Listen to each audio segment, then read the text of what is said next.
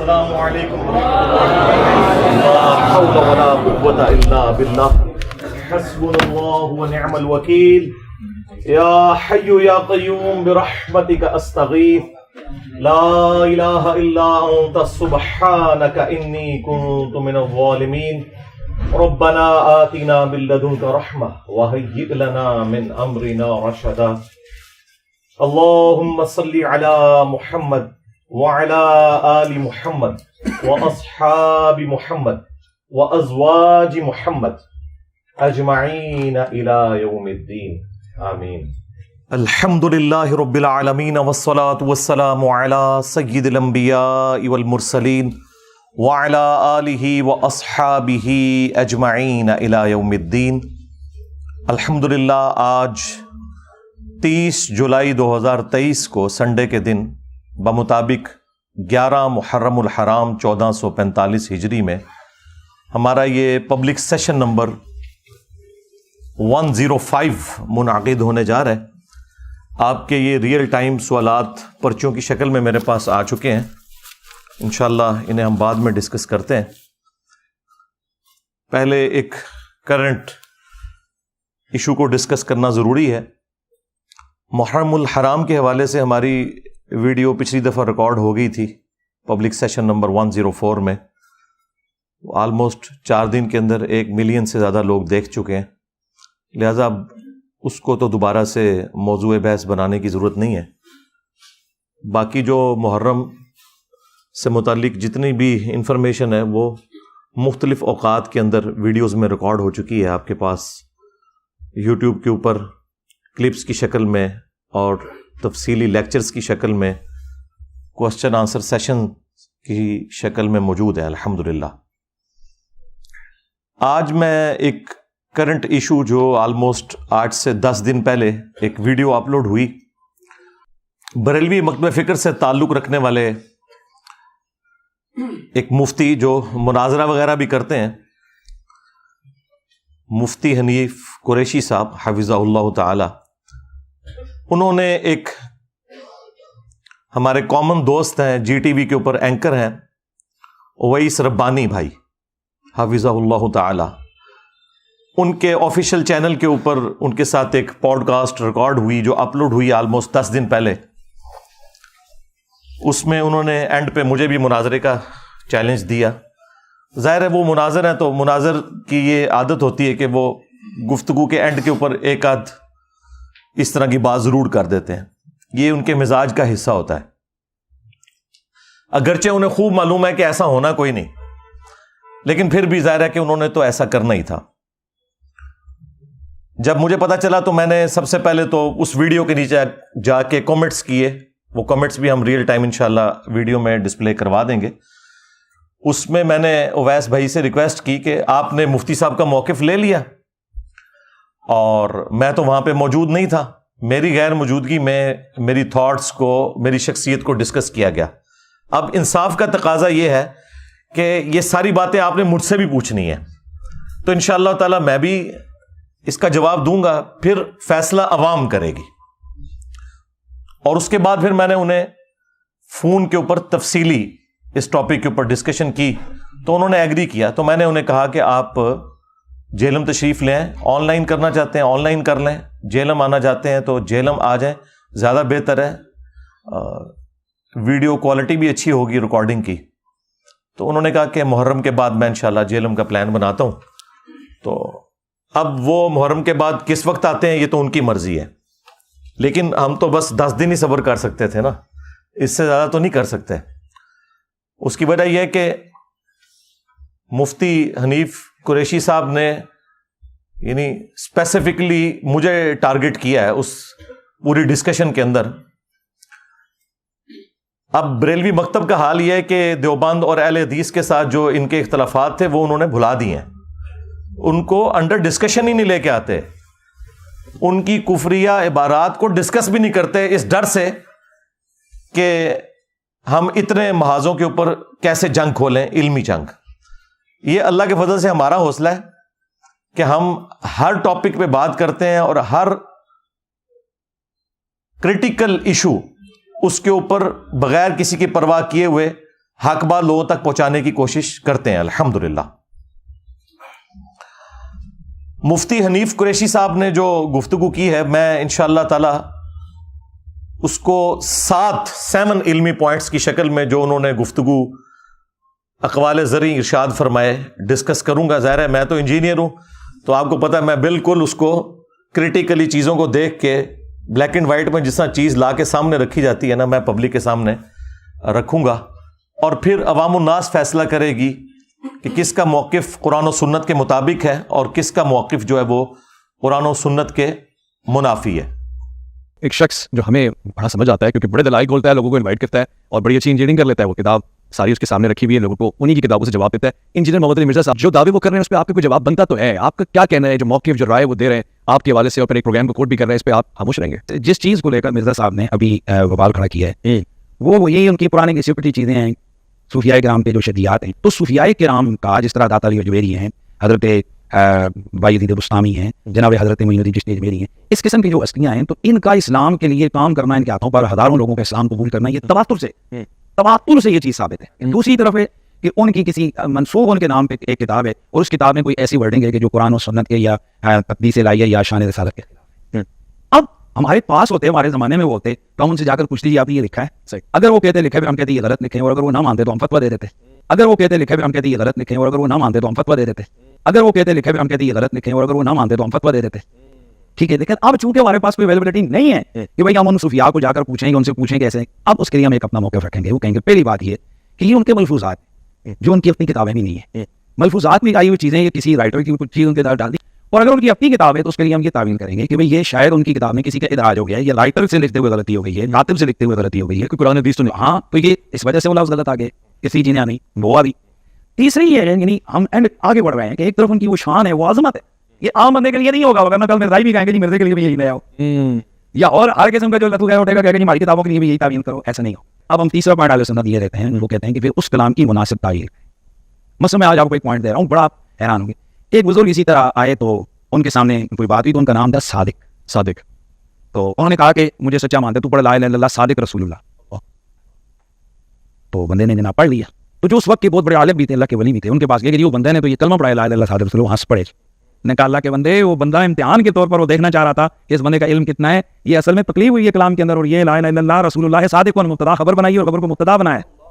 اس کے علاوہ اور بہت ساری جو ہے نا وہ تعویلات ہیں، مثلا یہ جو مرزا صاحب جو ہے نا اپنی انہوں نے وہ بنائے ہوئے لوگوں کو کہتے ہیں کہ میرا جھنڈا لوائی اعظم من لوائی محمد، میرا جھنڈا محمد صلی اللہ علیہ وسلم کے جھنڈے سے بڑا ہے، ٹھیک ہے۔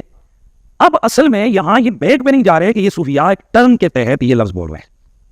ٹرم کیا ہے؟ وحدت الوجود، یہ خاص کیفیت ہے، جذب کی خاص کیفیت ہے، یہ کوئی عام بات نہیں ہے، اور یہ حدیث سے ثابت ہے۔ وہ حدیث میں ہے کہ ایک آدمی جو ہے نا وہ اس کا گیا، وہ صحرا میں سفر کر رہا تھا، تو اس کا سامان گھوڑے پر رکھا ہوا تھا، وہ گھوڑا جو ہے نا وہ لیٹ گیا، جب جاگا تو گھوڑا غائب تھا، اس نے کہا بھائی وہ موت کا انتظار کر کے لیٹ گیا، اتنی دیر میں دیکھا گھوڑا سامنے کھڑا تھا، تو فرمایا کہ اٹھ کر یہ کہہ دیتے کہ اللہ تو میرا بندہ اور میں تیرا رب ہوں، خوشی میں یہاں تک ہو گئے۔ اب بتائیں کہ رسول اللہ صلی اللہ علیہ وسلم نے وہاں پر تو فتویٰ نہیں دیا کہ وہ کافر ہو جائے گا، اور اس کے لیے حدیث شریف میں موجود ہے کہ اللہ کے نبی صلی اللہ علیہ وسلم نے فرمایا کہ 3 لوگ وہ ہیں کہ جن سے کوئی گرفت نہیں ہے، ایک بچہ جب تک بالغ نہ ہو جائے، ایک سوئے ہوئے جب تک جاگ نہ پڑے، اور ایک معتوف یعنی جس کے عقل میں کوئی کمزوری ہو جب تک کہ وہ تندرست نہ ہو جائے۔ تو جسے آئیں بیماری لگ جائے عقل کی، تو اس سے اگر کوئی کلمہ صادر ہو جائے، اس حالت میں اس پر قابل گرفت وہ چیز نہیں ہے۔ میں اس کی طرف آ رہا ہوں، لیکن اگر کوئی جذبے عشق الہی میں اس کی لوہے دماغ چٹک گئی ہو، اس سے اگر اس قسم کا کوئی غلط کلمہ جو ہے نا وہ صادر ہو جائے تو اس کی تعویل کریں گے۔ اب میں اس کی تعویل کر رہا ہوں جو ہے نا لوائی اعظم من لوائی، میرا جھنڈا محمد کے جھنڈے سے بڑا ہے۔ صوفیاء یہ کہتے ہیں کہ یہ جس طرح حضرت موسیٰ علیہ السلام طور پہ گئے تو وہاں درخت میں سے آواز آئی انی انا اللہ رب العالمین، تو اللہ تعالیٰ بوٹے سے بول سکتا ہے، زبان ولی سے نہیں بول سکتا، اللہ ہے۔ یعنی آپ کہہ رہے ہیں کہ ہم یہ کہہ رہے ہیں کہ جب حدیث موجود ہے کہ میرا بندہ جب نوافل پڑھتا ہے تو میرے اتنے قریب ہوتا ہے، میں اس کی زبان بنتا ہوں جس سے وہ بولتا ہے، تو اب یہ زبان بایزید کی نہیں تھی، زبان ان کی ایک کلام رائی ہو رہا ہے، اور وہ کہہ رہے ہیں میرا جھنڈا محمد کے جھنڈے سے بڑا ہے۔ یہ تعویل ہے جس کے پیچھے پورا ایک علم ہے، پورے ایک فن ہے، اور آپ اٹھ کے کھڑے ہو گئے ہیں اور کچھ اسکول اور کالج کے لڑکوں کو آپ جناب گمراہ کری جا رہے ہیں اور قوم کو کافر کافر کافر کہہ رہے ہیں۔ تو میں اس پہ یہ دعوت دینا چاہتا ہوں کہ مرزا صاحب ہاں کریں، وہ یا تو 1-2 لوگوں کے ساتھ پڑھنی میرے پاس آ جائیں، صحیح، یا میں 1-2 لوگوں کے ساتھ جیل ان کے پاس آ جاتا، دن اسی دن ہم متعین کر لیں گے کہ ہم مناظرہ کس دن کرتے ہیں۔ آپ چلیں گے مناظرہ نہ کریں، مطلب سے مباحثہ کر لیں، مکالمہ کر لیں، ٹھیک ہے، اب آ جائیں، بیٹھ جائیں، آپ سوال کریں ہم جواب دیں گے, پھر ہم سوال کریں گے ہم جواب دیں, اور اس میں ہمارا پتا ہوتا ہے جی چلیں نظامت آپ کر لیں اس میں, یعنی تاکہ وہ جو روک رکاوٹ والی بات ہے وہ آپ کر لیں کہ جی ہاں مفتی صاحب آپ اس کا سوال کا یہ جواب آپ دے دیں, جی میں سے سوال ہے یہ سوال ہم یہ جواب آپ دیں, ٹھیک ہے, تاکہ جھگڑا نہ ہو, چاہے وہ 2 گھنٹے چل رہے ہیں, 5 گھنٹے چل رہے ہیں, 10 گھنٹے چل رہے ہیں, جو بھی ہے قوم کے سامنے سارا کچھ جو ہے نا وہ بچہ بچی سامنے نکل آئے گا, قوم کے سامنے سارا کچھ جو ہے نا وہ بچہ بچی سامنے نکل آئے گا, قوم کے سامنے سارا کچھ جو ہے نا وہ بچہ بچی سامنے نکل آئے گا, دیکھ لیں گے, قوم بھی دیکھ لے گی. علمی پوائنٹ نمبر 1, مفتی صاحب نے فرمایا کہ انجینئر صاحب جو ہیں وہ کروڑوں لوگوں کو گستاخ رسول اور ختم نبوت کا منکر اور کافر ڈکلیئر کرتے ہیں, اور علماء کی بے حرمتی کرتے ہیں ان عقائد اور نظریات کی بنیاد کے اوپر.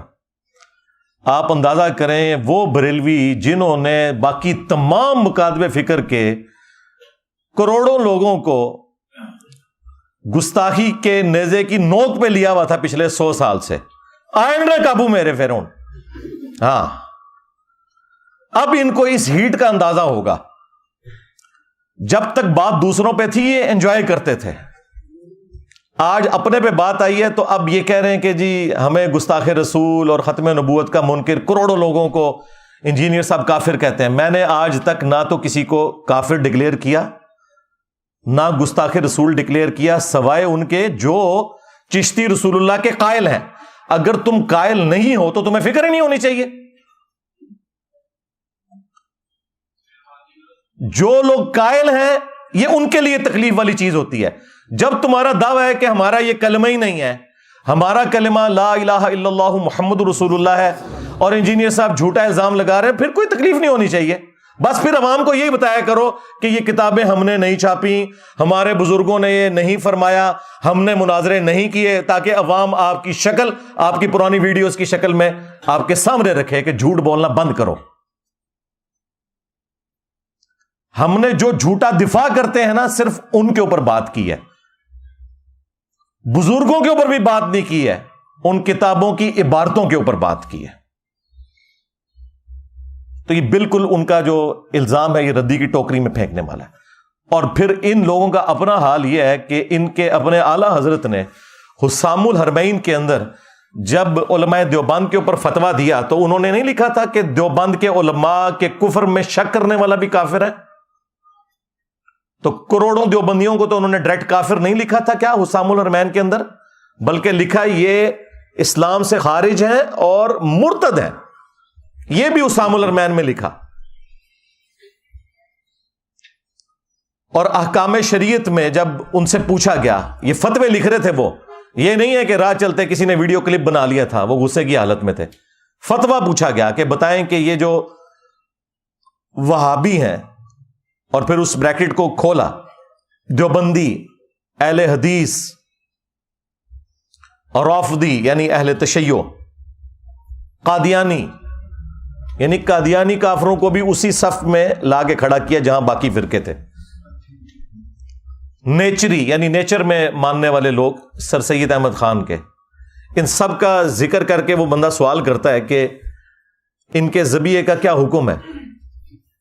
تو وہ اعلیٰ حضرت پھر قول زری ارشاد فرماتے ہیں ان ساروں کو ذکر کر کے, دیوبندی, اہل حدیث, وہابی, قادیانی, نیچری, رافضی, وہ کہتے ہیں یہ سب کے سب 1,00,000 دفعہ بھی اللہ کا نام لے کر جانور کو قربان کریں تو ذبیحہ مردار ہی رہے گا, اور یہ سب کے سب مرتد ہیں یعنی واجب القتل ہیں. شمشیر اعلیٰ حضرت صاحب, تمہارے اعلیٰ حضرت تو اپنے سوا سارے فرقوں کے علماء اور ان کی پبلک کو واجب القتل قرار دیتے ہیں. تم لوگوں کی یہ جرت ہے کہ تم آج آ کے ہم سے بھیک مانگ رہے ہو کہ جی ہم پہ بات کیوں کر رہے ہیں. اب تمہیں ہیٹ محسوس ہوگی. یہ اللہ کی سنت ہے کہ اللہ تعالیٰ نے موسیٰ علیہ السلام کی پرورش دربار فرعون میں کی تھی, اور میری پرورش جو ہے وہ بریلوی خاندان کے اندر کی ہے. مجھے پتا ہے ہم یہی کچھ کرتے رہے دوسروں کے ساتھ, اس لیے مجھ سے تو کوئی چیز چھپی ہوئی نہیں ہے. تو میں نے پھر بھی کبھی کسی کو کافر نہیں کہا, صرف عبارتوں پہ بات کی ہے, یا جو ان عبارتوں کا جھوٹا دفاع کرتے ہیں. عام بریلوی, دیوبندی, اہل حدیث, شیعہ کو کبھی بھی کافر نہیں کہا, ان کے بڑے علماء کو بھی کبھی کافر نہیں کہا. اعلی حضرت میرے سوا کوئی اور بولتا ہے ادر دین بریلوی؟ میں ہی بولتا ہوں نا، تو رسپیکٹ کے ساتھ ہی نام لے رہا ہوں نا. اور پھر اعلی حضرت کے جو ملفوظات ان کے اپنے بیٹے نے جمع کیے، جو پہلی جلد ہے اس کو تو اعلی حضرت نے خود پڑھا ہوا ہے ملفوظات کی، اور اس کی شان میں ربائی لکھی ہوئی ہے، اور وہ ملفوظات کے اینڈ پہ پرنٹ ہوئی ہے. مفتی اعظم ہند مصطفیٰ رضا خان نوری، یعنی جو انڈیا میں بریلویوں کے مفتی اعظم، 1981 میں ان کی ڈیتھ ہوئی ہے، جن کی وہ مشہور زمانہ نعت ہے، تو شمع رسالت ہے عالم تیرا پروانہ. انہوں نے یہ ملفوظات جمع کیے ہیں. 3 سوال ہوئے ہیں اعلی حضرت سے. پہلا سوال ہوا ہے کہ کیا وہابی دیوبند اور اہل حدیث کے پیچھے نماز پڑھ سکتے ہیں یا اپنی علیحدہ پڑھیں؟ انہوں نے کہا کہ نہ ان کی نماز ہے، نہ جماعت ہے. دوسرا سوال ہوا کیا ان کی مسجد میں نماز پڑھ سکتے ہیں؟ تو جواب دیا کفار کی مسجد مثل گھر کے ہے، عام گھر والی اس کی ایک تقدس والا معاملہ ہوگا، مسجد والا تقدس نہیں ہوگا. کفار کی مسجد. یہ نیو ٹی وی پہ بیٹھ کے کہہ رہے تھے ہم نے کبھی ایک دوسرے کو کافر نہیں کہا، یہ ڈائریکٹ لکھا ہوا ہے کفار کی مسجد. خیر اعلی حضرت نے یہ بھی غلط لکھا، کفار کی تو مسجد ہوتی نہیں ہے، کفار کی عبادت گاہ لکھنا چاہیے تھا. ہاں اعلی حضرت سے بھی بڑے اعلی حضرت موجود ہیں نا جو ان کی غلطیاں پکڑتے ہیں، ان سے سیکھ کے. کفار کی مسجد نہیں ہوتی، کفار کی عبادت گاہ ہوتی ہے.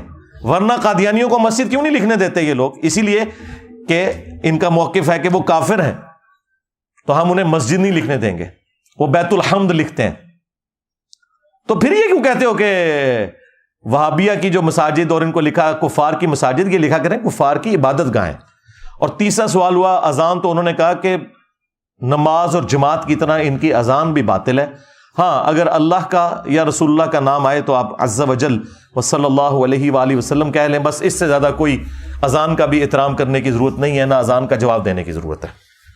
یہ مفتی حنیف قریشی صاحب کے اعلی حضرت کا حال تھا. علمی پوائنٹ نمبر 2،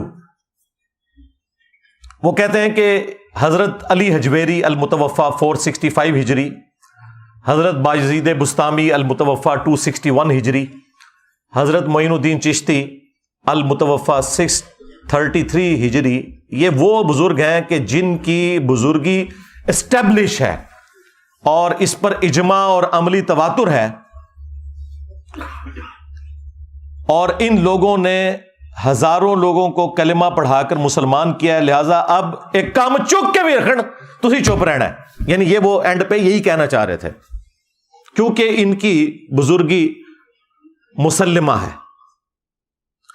ہمارا ایک معصومانہ سوال ہے کہ اگر کوئی شخص کلمہ پڑھا کر بزرگ ڈکلیئر ہو جاتا ہے، تو جرمنی میں تو قادیانیوں نے ہزاروں کافروں کو کلمہ پڑھا کر اسلام میں داخل کیا ہے، جسے وہ اسلام سمجھتے ہیں. جس طرح بریلوی جو اسلام سمجھتے ہیں، جب تک وہ بریلوی نہ ہو جائے اس وقت تک تو مسلمان نہیں مانتے نا. دیوبندی بھی اسی اسلام کو مانتے ہیں جو دیوبند کی تشریح والا اسلام ہے. تو کیا وہ جرمنی میں بیٹھے ہوئے قادیانی وہ بزرگ ہو جائیں گے؟ چلیں یہ تو بہت ورسٹ مثال ہے، آپ کو سمجھنا ذرا مشکل ہوگی. اس سے آسان مثال، ہمارے پڑوسی ملک میں ڈاکٹر ذاکر نائک، وہ قادیانی تو نہیں تھے نا، اہل حدیث مکتب سے اٹھے تھے نا. انہوں نے ہزاروں ہندوؤں کو کیمرے میں کلمہ پڑھا کر مسلمان کیا، اور اس مقدس جرم کی وجہ سے انہیں غریب الوطنی کی زندگی گزارنی پڑ رہی ہے. تو کیا بریلویوں نے ڈاکٹر ذاکر نائک کو ولی اللہ مان لیا؟ اس زمانے کا سلطان الہند مان لیا، ہند میں ہی کلمہ پڑھایا نا. یہ مفتی صاحب ان کے لیے پتہ کیا الفاظ استعمال کرتے ہیں؟ ٹی وی میں، مین ٹی وی چینل کے اوپر انہوں نے کہا ڈاکٹر ذاکر نالائک. نام بگاڑتے ہیں یہ. اور ایک اور وہ خبتی قسم کا پاگل مولوی ہے ان کا مفتی، وہ کہتا ہے ذکر نالائک، نعوذ باللہ. میں بابیاں نوں نہیں مندا. جھوٹ ساڈے گل پا چھڈی جن ایک نواں ہی باب کھول دیتا. لیکن پترا تیرے حوصلے واسطے میں دس دیواں، تیرے تو وڈا ذاکر نالائک بلکہ ذکر نالائک آیا سی. او نہ رہیا پتر، او تو تے شے ہی کوئی نہیں، او تو تے شے ہی کوئی نہیں، جھوٹے. اب ذکر جو ہے نا وہ عربی زبان کے اندر یعنی مرد کی شرمگاہ کے لیے لفظ استعمال ہوتا ہے، اور عام بندوں کو تو نہیں پتا چلتا کہ وہ کیا بکواس کر رہا ہے. تو تم نے سلطان الہند ڈاکٹر ذاکر نائک کو کیوں نہیں مان لیا؟ تو پتہ یہ کیا کہیں گے، جی اس کے عقیدے ٹھیک نہیں. توڑے بابیاں دے بھی عقیدے ٹھیک نہیں، اپنے ناماں دے کلمے پڑھانے والے ہو. میں نبی سا ہے ہی کوئی نہیں، تیرے بابے تے شے ہی کوئی نہیں، لے جاؤ اپنے بابے تو. ہاں دبو انہوں جا کے ہوں. جی عقیدے ٹھیک نہیں ہیں. نہیں آپ تو کہہ رہے تھے کلمہ پڑھایا ہے. او نہیں جی اللہ بھی فاسق سے بھی کام لے لیتا ہے جی دین کا. جی وہ بخاری مسلم میں حدیث ہے، ایک فاسق سے بھی اللہ تعالیٰ نے دین کا کام لیا تھا، اینڈ پہ اس نے خودکشی کر لی. نبی علیہ السلام نے کہا فاسق سے بھی اللہ تعالیٰ دین کا کام لے لیتا ہے. ہاں آئے ہو نا داڑھ لے. ہاں اب پتہ چلا کہ تمہارے بزرگوں کے بارے میں ہم کیا سوچتے ہیں، جو کچھ تم دوسروں کے بزرگوں کے بارے میں سوچتے ہو. جی بزرگوں کا علماء کا احترام نہیں کرتے، تم کرتے ہو دوسروں کا احترام. اپنے بزرگوں کو رحمت اللہ علیہ، دوسروں کے بزرگوں کو مرحوم. ہاں اپنوں کے ساتھ 10 لائنوں کی دمیں لگائی ہوتی ہیں، دوسروں کے اوپر لانتے بھیجتے ہو. 99 قتل تے تسی بھی کیتے ہوئے نا، میں تے ایک کر کے تے سینچری پوری کیتی ہے نا. ہاں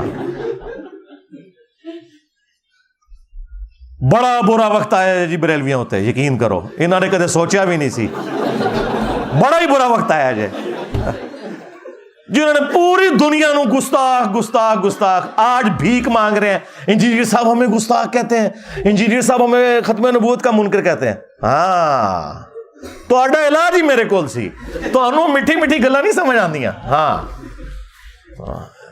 اے اینٹی وینم الزامی جواب پھکی اے الحمدللہ جیلم شریف تو مل دی ہے. ہاں الحمدللہ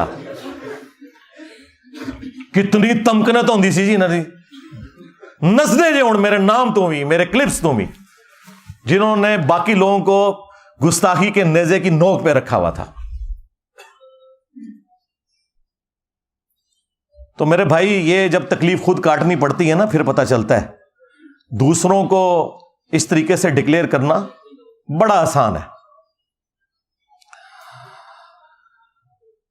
علمی پوائنٹ نمبر 3، وہ کہتے ہیں کہ جی یہ جو بزرگوں کی تعلیمات ہیں نا، یہ انہوں نے خود نہیں کتابیں لکھی ہوئی، یہ تو ملفوظات ہیں ان کے، لوگوں نے بعد میں جمع کر دیے. پھر اس میں الحاقی عبارتیں بھی ہیں جو بعد میں داخل ہو گئیں، تو اس وجہ سے آپ کو اتنے کفریات اس کے اندر ملتے ہیں.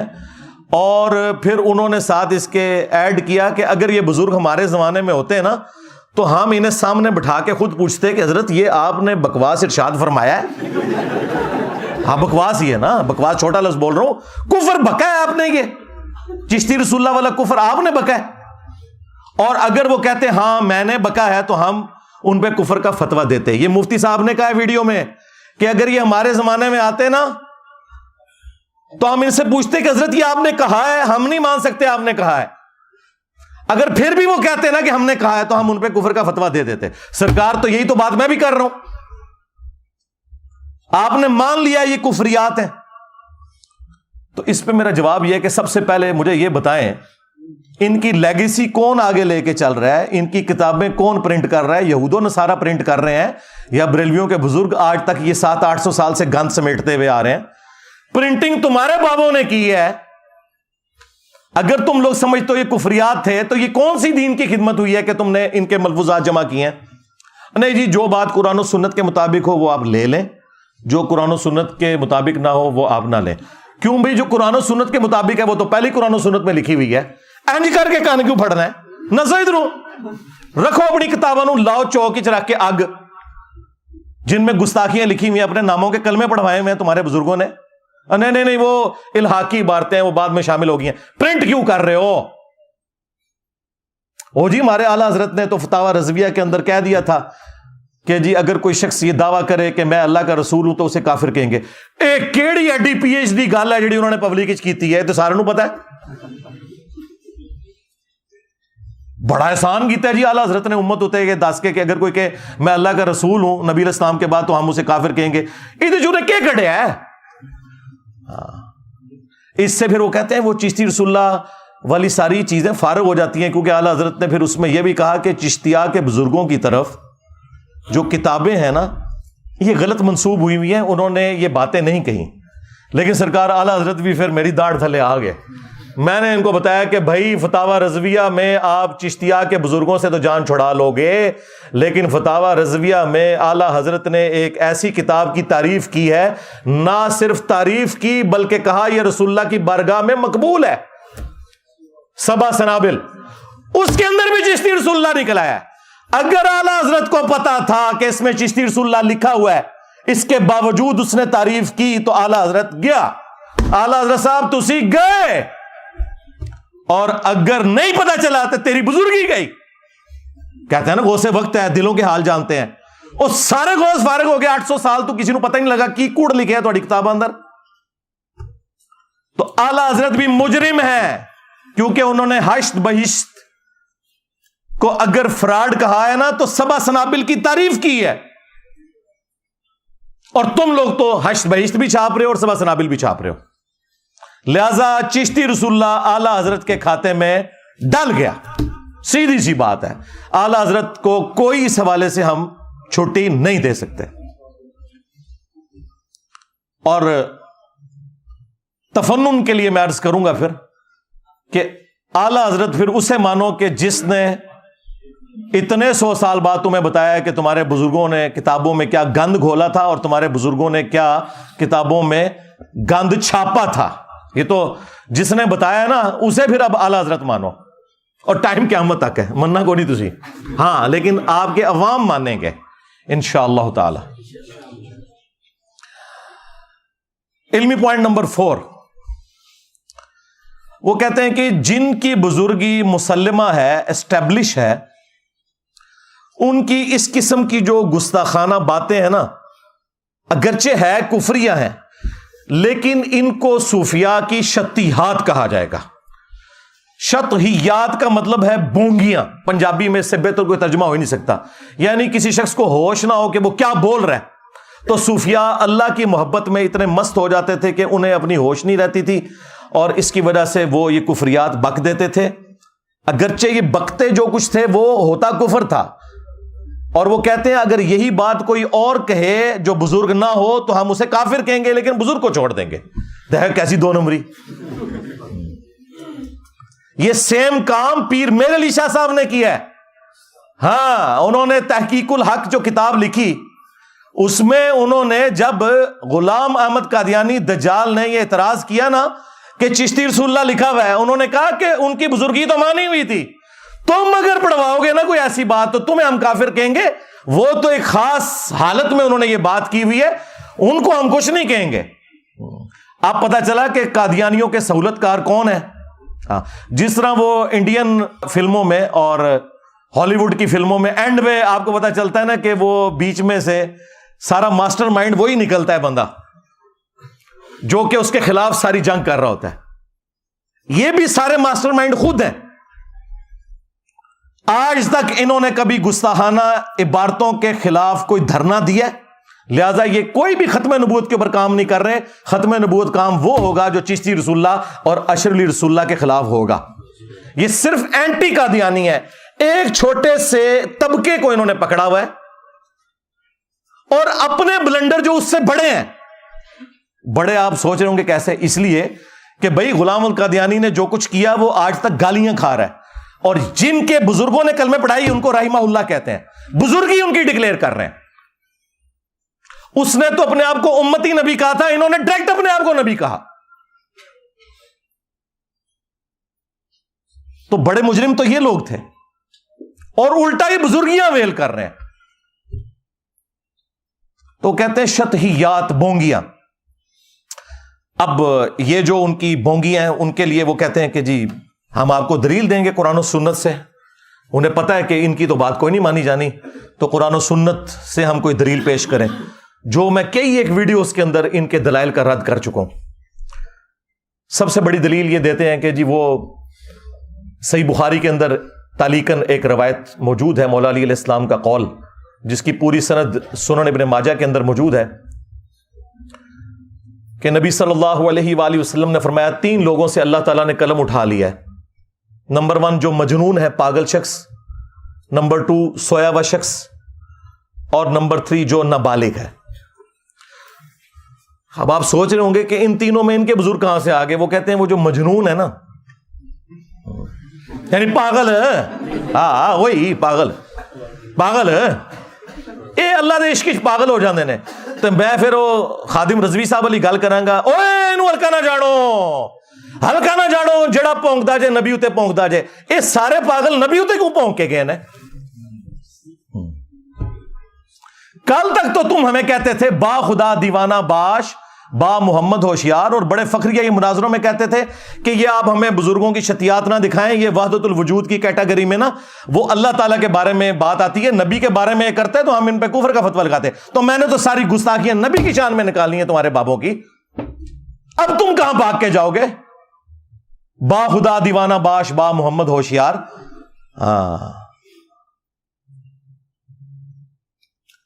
तो ये शतियात में ये वाली हदीस पेश करते थे, मजजूब, कलंदर, मजनून, पागल, वो कहते हैं जी उसमें आता है सीधी तरह को पागल सन।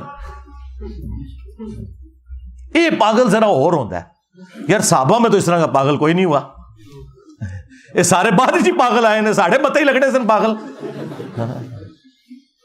अच्छा, दूसरी वो दलील पेश करते हैं कि जी वो मुस्लिम शरीफ में एक हदीस मौजूद है, नबी इस्लाम ने एक तौबा करने वाले शख्स की मिसाल बयान की कि अल्लाह ताला को तौबा करने से कितनी खुशी होती है। उस शख्स की माने कि जो किसी सहरा के सफर पर हो और उसका सारा सामान सवारी पर लदा हुआ हो, थोड़ी देर के लिए वो आराम करे और उसकी सवारी वहां से गायब हो जाए और उसे अपनी मौत सामने नजर आए। इतने में अचानक उसकी सवारी सामान समेत वापस आ जाए तो उसे इतनी खुशी होगी, क्योंकि रेगिस्तान में तो आप सवारी के बगैर, सामान के बगैर सफर कर नहीं सकते, कई कई दिन तक पानी आता ही नहीं है। तो खुशी में उस शख्स की जुबान लड़खड़ा जाए और वो ये कहे कि ऐ अल्लाह तू मेरा बंदा मैं तेरा रब, बजाय ये कहने के कि मैं तेरा बंदा तू मेरा रब, उसकी जुबान लड़खड़ा जाए। तो इस बात को वो दलील के तौर पर पेश करते हैं कि हमारे बुजुर्गों की जुबान भी लड़खड़ा जाती थी, कहना वो कुछ और चाहते थे, ये निकल जाता था। देखें कितना झूठ बोलते हैं ये अपने बाबों को बचाने के लिए। वो तो पढ़वाते थे, पढ़ बेटा, और यहां पे क्या झूठ बोलते हैं, उसके आखिरी अल्फाज स्किप कर देते हैं। उसमें अल्फाज है मिन शिद्दतिल फरह, खुशी की शिद्दत की वजह से, जुबान लड़खड़ाने की वजह से निकला। उसने ये कहा नहीं है, क्या वो वही रहा था। तो स्लिप ऑफ टंग तो किसी से भी हो सकता है, इससे आप दलील पकड़ेंगे। और फिर वो तो एक मिसाल थी, तुम्हारे बुजुर्ग जब भी बोलते हैं हमेशा ही उनकी जुबान लड़खड़ाती है। चलें, जब बाद में होश आती है फिर तो उन्हें पता चल जाता है ना, बाद में तौबा कर लें, बाद में तौबा को नहीं करते।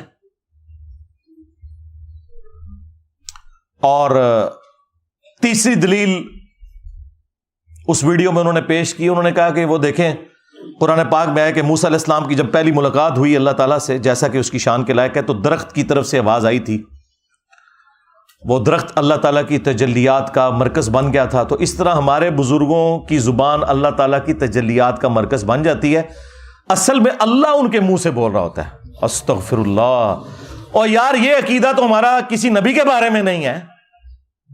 रह गया ये मिसाल देना उस दरख्त की, या कोह तूर की मिसाल देना कि उस पर अल्लाह ने तजल्ली डाली थी।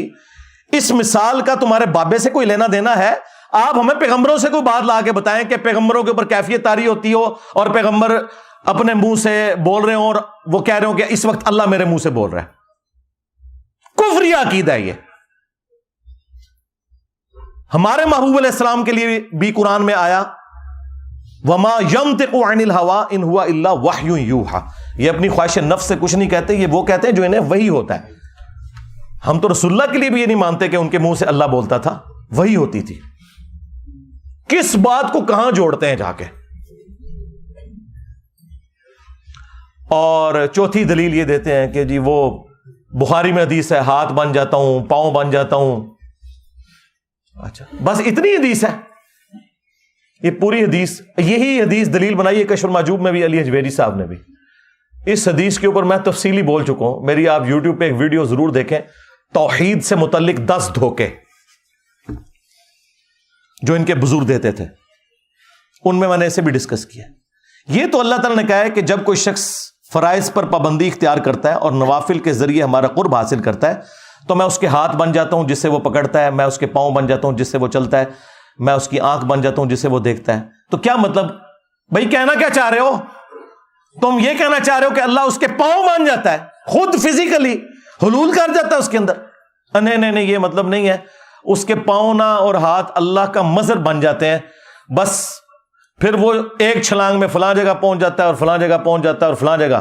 بھائی اس حدیث کے اینڈ پہ آپ پڑھیں کہ جب وہ اپنے دشمن کے اگینسٹ مجھ سے پناہ طلب کرتا ہے تو میں اس کی دعا قبول کرتا ہوں.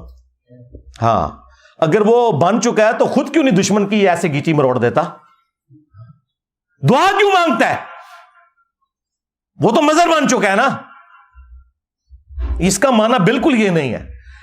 اس کا مطلب یہ ہے کہ کوئی شخص اللہ کے ساتھ کمیٹڈ ہو, پھر اللہ تعالیٰ اسے نیکیوں کے اوپر استقامت دے دیتا ہے. ہاتھ بن جاتا ہوں, پاؤں بن جاتا ہوں, آنکھیں بن جاتا ہوں. اس سے مراد یہ ہے کہ پہلے تو وہ اپنی کوشش کرتا ہے نا, اس کے بعد میں اسے استقامت دیتا ہوں کہ پھر پوری زندگی اس کی آنکھیں, پاؤں, ہاتھ, کان گناہ کی طرف نہیں بڑھتے بلکہ میری طرف ہی آتے ہیں. یہ میں اسے انعام دیتا ہوں. یہ کہتا ہے پھر انعام کیا ہوا؟ انعام یہ ہے کہ پہلے اس نے کوشش کی, استقامت ہی تو انعام ہے. پوری زندگی نیک عمال کرنے والے لوگ بھی اینڈ پہ جا کے اپنا بیڑا غرق کروا بیٹھتے ہیں. استقامت سے بڑی کوئی نعمت نہیں ہے. تو یہ اللہ تعالیٰ کی طرف سے اسے انعام ملتا ہے. لیس کمثلہ شیء وہو السمیع البصیر. اللہ کی مثل کوئی شے نہیں ہے, وہی سننے والا دیکھنے والا ہے. اللہ کے لیے آپ مثال ہی نہیں بیان کر سکتے کہ جی میں پاؤں بن جاتا ہوں, اس سے مراد یہ ہے کہ اللہ اس کے پاؤں بن جاتا ہے. نہیں, یہ لٹریچر کی زبان میں بات ہو رہی ہے. ہمارے نبی علیہ السلام کے لیے ہے نا, قل ان صلاتی و نسکی و محیای و مماتی للہ رب العالمین. اے نبی تم فرماؤ اپنی امت سے کہ بے شک میری نماز, میری قربانی, میرا جینا, میرا مرنا سب کچھ اللہ کے لیے. اچھا دیکھیں, ساری عزتیں انہوں نے اللہ کے نام کے اوپر, رسول کے نام کے اوپر ویل کی ہوئی ہیں, لیکن اس کے اگینسٹ عبادت ان بزرگوں کی کروا رہے ہوتے ہیں. بڑے پہنچے نے اللہ نو کتنے ذکر بھی نہیں کرتے وچ. جب ٹیکنیکل ڈسکشن ہوتی ہے تو پھر اللہ کو بیچ میں ڈالتے ہیں. میں اسی پہ پھر عرض کرتا ہوں نا کہ عزتیں اویل کی تم نے اللہ اور اس کے رسول کے نام کے اوپر, عز و جل و صلی اللہ علیہ وآلہ وسلم. چندے بٹورے تم نے قرآن و سنت کے نام کے اوپر, سواریاں سوار کی تم نے مکے اور مدینے کے نام کے اوپر, اور پھینکی جا کے بغداد شریف, اجمیر شریف, دیوبند شریف, بریلی شریف میں. غداری کی ہے تم نے اللہ کے ساتھ اور اس کے رسول کے ساتھ, عز و جل و صلی اللہ علیہ وآلہ وسلم. پھر دیکھ لو اس غداری کا انجام کیا ہوا ہے. کتنی بڑی بلا اللہ نے تمہارے اوپر چھوڑ دی ہے. ہاں, میرے نبی عیسیٰ ہے ہی کوئی نہیں, تیرے بابے تھے شے ہی کوئی نہیں. ہاں, کہتے ہیں تاریخی اتنا بڑا فتنہ کوئی نہیں آیا. ہاں بالکل ٹھیک ہے, عربی والا فتنہ. واقعی ان کو تو آج تک کسی نے چیلنج ہی نہیں کیا تھا. یہ بیٹھے ہوتے تھے حکومتوں میں, کوئی بات کرتا تھا اس کو خاندان سمیت غائب کروا دیتے تھے. یہ تو آج یہ ماڈرن ڈیموکریسی, ماڈرن جو ویلیوز اس وقت اور سوشل میڈیا اور فریڈم آف ایکسپریشن کی برکات ہے. ادروائز یہ لوگ تو ابھی تک تو یہ حکومت کرتے آ رہے تھے, لیکن ہر عروج کو زوال ہے. یہ تو ہونا تھا ایک دن. وہ اللہ تعالیٰ کی سنت ہے, جس سے مرضی کروا لے. پیچھے تو اللہ ہوتا ہے نا, انسان تو کچھ بھی نہیں کر سکتا. تو اس قسم کے یہ لیم ایکسکیوزز پیش کر کے دفاع کیا کرتے تھے اپنے بابوں کا. علمی پوائنٹ نمبر 5, یہ انتہائی خطرناک اور شرمناک قسم کی اپروچ مفتی صاحب کی. یہ ساری باتیں کرنے کے بعد نا کہ جی یہ ان کی طرف غلط منسوب ہے, وہ ایسا کر نہیں سکتے, اگر ہمارے سامنے کرتے ہم فتویٰ دے دیتے, یہ کتابیں بدل گئی ہیں. اینڈ پہ جا کے نا جنہوں کے اندر پنجابی گھوں کھا لیا, ہاں غلاظت کھا لی, اور ان باتوں کا دفاع کرنا شروع کر دیا. چشتی رسول اللہ کا بھی دفاع کیا, اور لوائی اعظم من لوائی محمد, میرا جھنڈا محمد کے جھنڈے سے بھی بڑا ہوگا, اس کا بھی دفاع کر دیا. اللہ کے بندو, جب یہ کہہ رہے تھے کہ یہ بکواسیات ہیں تو دفاع کس بات کا کر رہے ہو؟ یہ اللہ تعالیٰ نے تمہیں ننگا کرنا تھا. اینڈ پہ جا کے دفاع کیا, اور پھر بڑے مزے لے کے نا آسس کے واقعہ سنا رہے. یہ جی پیر صاحب تھے, ان کا نام تھا صادق, تو انہوں نے اپنے ایک مرید سے پڑھوایا لا الہ الا اللہ صادق رسول اللہ، نعوذ باللہ، اے نواں بھی مارکیٹ آ گیا جی. ہاں. پھر دوسرے کسی بزرگ تک بات پہنچی تو انہوں نے کہا نہیں، کوئی پریشانی والی بات نہیں ہے. وہ صادق اپنے آپ کو مراد نہیں لے رہے تھے، وہ صادق نبی علیہ السلام کو مراد لے رہے تھے، کیونکہ نبی علیہ السلام بھی تو صادق اور امین ہے. دیکھو کڈی کہانی کراندے جے. پر چشتی دی چے تے عربی چ کوئی نہیں جے ہوندی. ہاں. اچھا، یہ تعویل پرانے بزرگ بھی کرتے تھے کہ وہ جب کلمہ پڑھا رہے ہوتے تھے نا تو بیچ میں نیت نبی علیہ السلام کی کرتے تھے. ہاں. تو سرکار اس کا مطلب یہ ہے کہ اگر سیدنا ابوبکر کلمہ پڑھاتے ہیں صدیق رسول اللہ، تو نبی علیہ السلام بھی تو صدیق ہیں، نبی علیہ السلام فاروق بھی ہیں، نبی صلی اللہ علیہ وآلہ وسلم غنی بھی ہیں، آپ مرتضیٰ بھی ہیں، حیدر بھی ہیں. تو کیا خلفائے راشدین اپنے ناموں کے کلمے پڑھا کے تو یہ کنایا کیا کرتے تھے؟ تو یہ جو میں نے دعویٰ کیا تھا نا کہ ان کا اور ان کے بزرگوں کا اس دین کے ساتھ کوئی لینا دینا نہیں ہے جو اس شخصیت میں نازل ہوا ہے جس کی قبر مدینے میں ہے صلی اللہ علیہ وآلہ وسلم. تو میں یہ کہنے میں حق و جانب ہوں کہ مرنے سے پہلے اے مسلمان کر لے اس پہ غور. کتابوں کا خدا اور ہے، بابوں کا خدا اور. کتابوں کا پیمبر اور ہے، بابوں کا پیمبر اور. یہ لوگ میرے پہ اعتراض کرتے تھے نہیں جی خدا تو ساروں کا ایک ہے، انجینئر صاحب نے 2 خدا بنا دیے. یہ بھائی محاورے میں بات ہو رہی ہے، خدا تو واقعی سب کا ایک ہے. آپ بھگوان کہہ لیں، خدا کہہ لیں، اللہ کہہ لیں، گاڈ کہہ لیں، سپریم بینگ کہہ لیں، سپر نیچرل ایجنسی کہہ لیں، لیکن ان کوالٹیز کے ساتھ ماننا ہے جو نبی صلی اللہ علیہ وآلہ وسلم نے تعلیم فرمائی ہیں، ورنہ پھر آپ اس اللہ رسول کو نہیں مان رہے. ہاں، آپ اپنے بزرگوں کی تعلیمات لے کر چل رہے ہو. تو اینڈ پہ جا کے انہوں نے پھر دفاع کیا چشتی رسول اللہ کا، اور پھر لوائی اعظم من لوائی محمد، بازید کے اس نعرے کا انہوں نے دفاع کیا کہ قیامت کے دن بازید نے کہا تھا نا کہ میں، یعنی اس کی زبان سے یہ، بلکہ یہ الفاظ جو موجود ہیں وہ تو بڑے خطرناک ہیں کہ بازید سے پوچھا گیا کہ بتائیں قیامت کے دن سب لوگ کس کے جھنڈے کے نیچے ہوں گے؟ تو اس نے کہا کہ میں اللہ کی قسم اٹھا کر کہتا ہوں کہ ساری مخلوقات، محمد اور تمام انبیاء قیامت کے دن میرے جھنڈے کے نیچے ہوں گے. نعوذ باللہ من ذالک. تو مفتی صاحب نے اس کی تعویل کیا جی اس کی تعویل میں یہ کرتا ہوں کہ ان کے منہ سے اس وقت اللہ بول رہا تھا. ہاں، یہ پرانے بھی یہی کچھ کہتے تھے. تو اللہ کا جھنڈا تو محمد کے جھنڈے سے بڑا ہی ہوگا نا. ان ظالموں سے پوچھو کہ قیامت کے دن کیا اللہ کا جھنڈا اور محمد کا جھنڈا الگ ہوں گے، یا لواء الحمد اللہ کا جھنڈا محمد رسول اللہ صلی اللہ علیہ وآلہ وسلم کے ہاتھوں میں ہوگا؟ تو یہ کوئی تعویل بنتی ہے تمہاری؟ شرم نہیں آئی تمہیں یہ بات کرتے ہوئے؟ ہاں، بخاری مسلم میں ہے کہ قیامت کے دن ہر غادر اور خائن شخص کے لیے میدان محشر میں ایک جھنڈا بلند کیا جائے گا اور اس کو بلایا جائے گا فلاں بن فلاں، تو غدار ہے، آ یہ تیرے لیے جھنڈا گڑا ہے. کہیں اس کو تو تم شفاعت کا جھنڈا نہیں مانے ہوئے؟ جھنڈا تو ایک ہے، محمد اور اللہ کا جھنڈا الگ نہیں ہے. کسی خلیفہ راشد کی جرت نہیں ہوئی کہ وہ اپنی زبان سے ایسی بات کرے. شکر کرو حضرت عمر زندہ نہیں ہے، ورنہ فیصلہ کسی اور طریقے سے ہوتا. میں تو صرف زبان کھولتا ہوں. تو یہ وہ دفاع کر رہا تھا پہلے اتنی باتیں کر کے. تو یہ ایک ٹکٹ میں ایک نہیں، 2 نہیں، 3 نہیں، 4 مزے کرتے ہیں، اور میں نے ان کے چاروں مزے ہی خراب کر دیے ہیں اللہ کے فضل سے.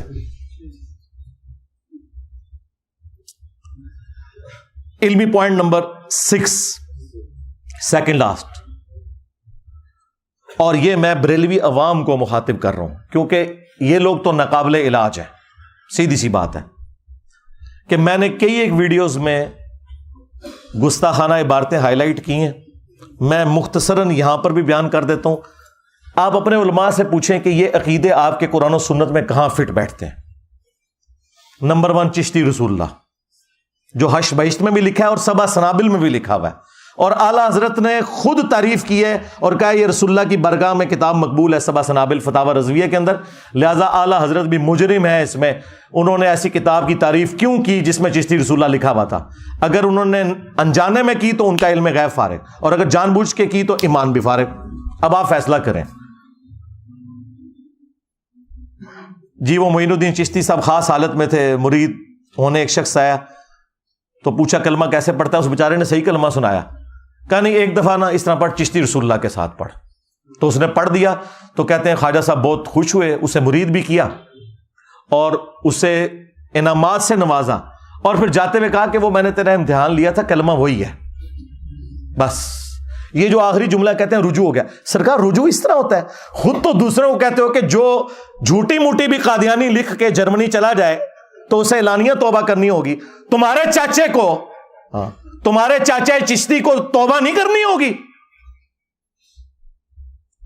اور چاچا جی تھوڑی چاچی گئی, ہاں جب تو نے چشتی رسول اللہ پڑھایا تھا تیری بیوی فارغ ہو گئی تھی, سب سے پہلے تجھے دوبارہ چاچی لینی ہے جا کے واپس.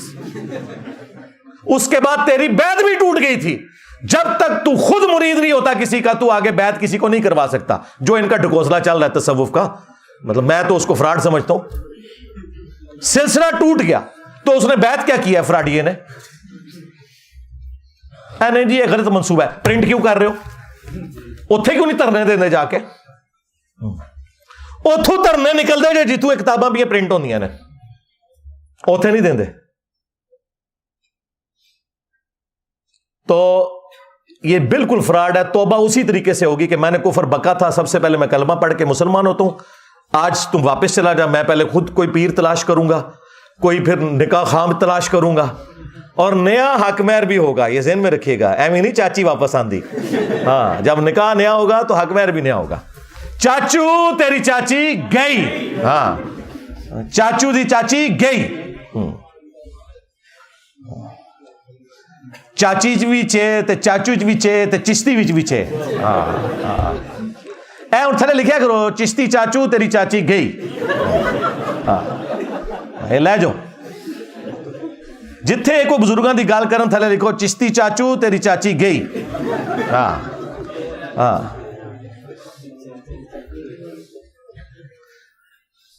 تو یہ اس طریقے سے جھوٹے جھوٹے دفاع کرتے ہیں.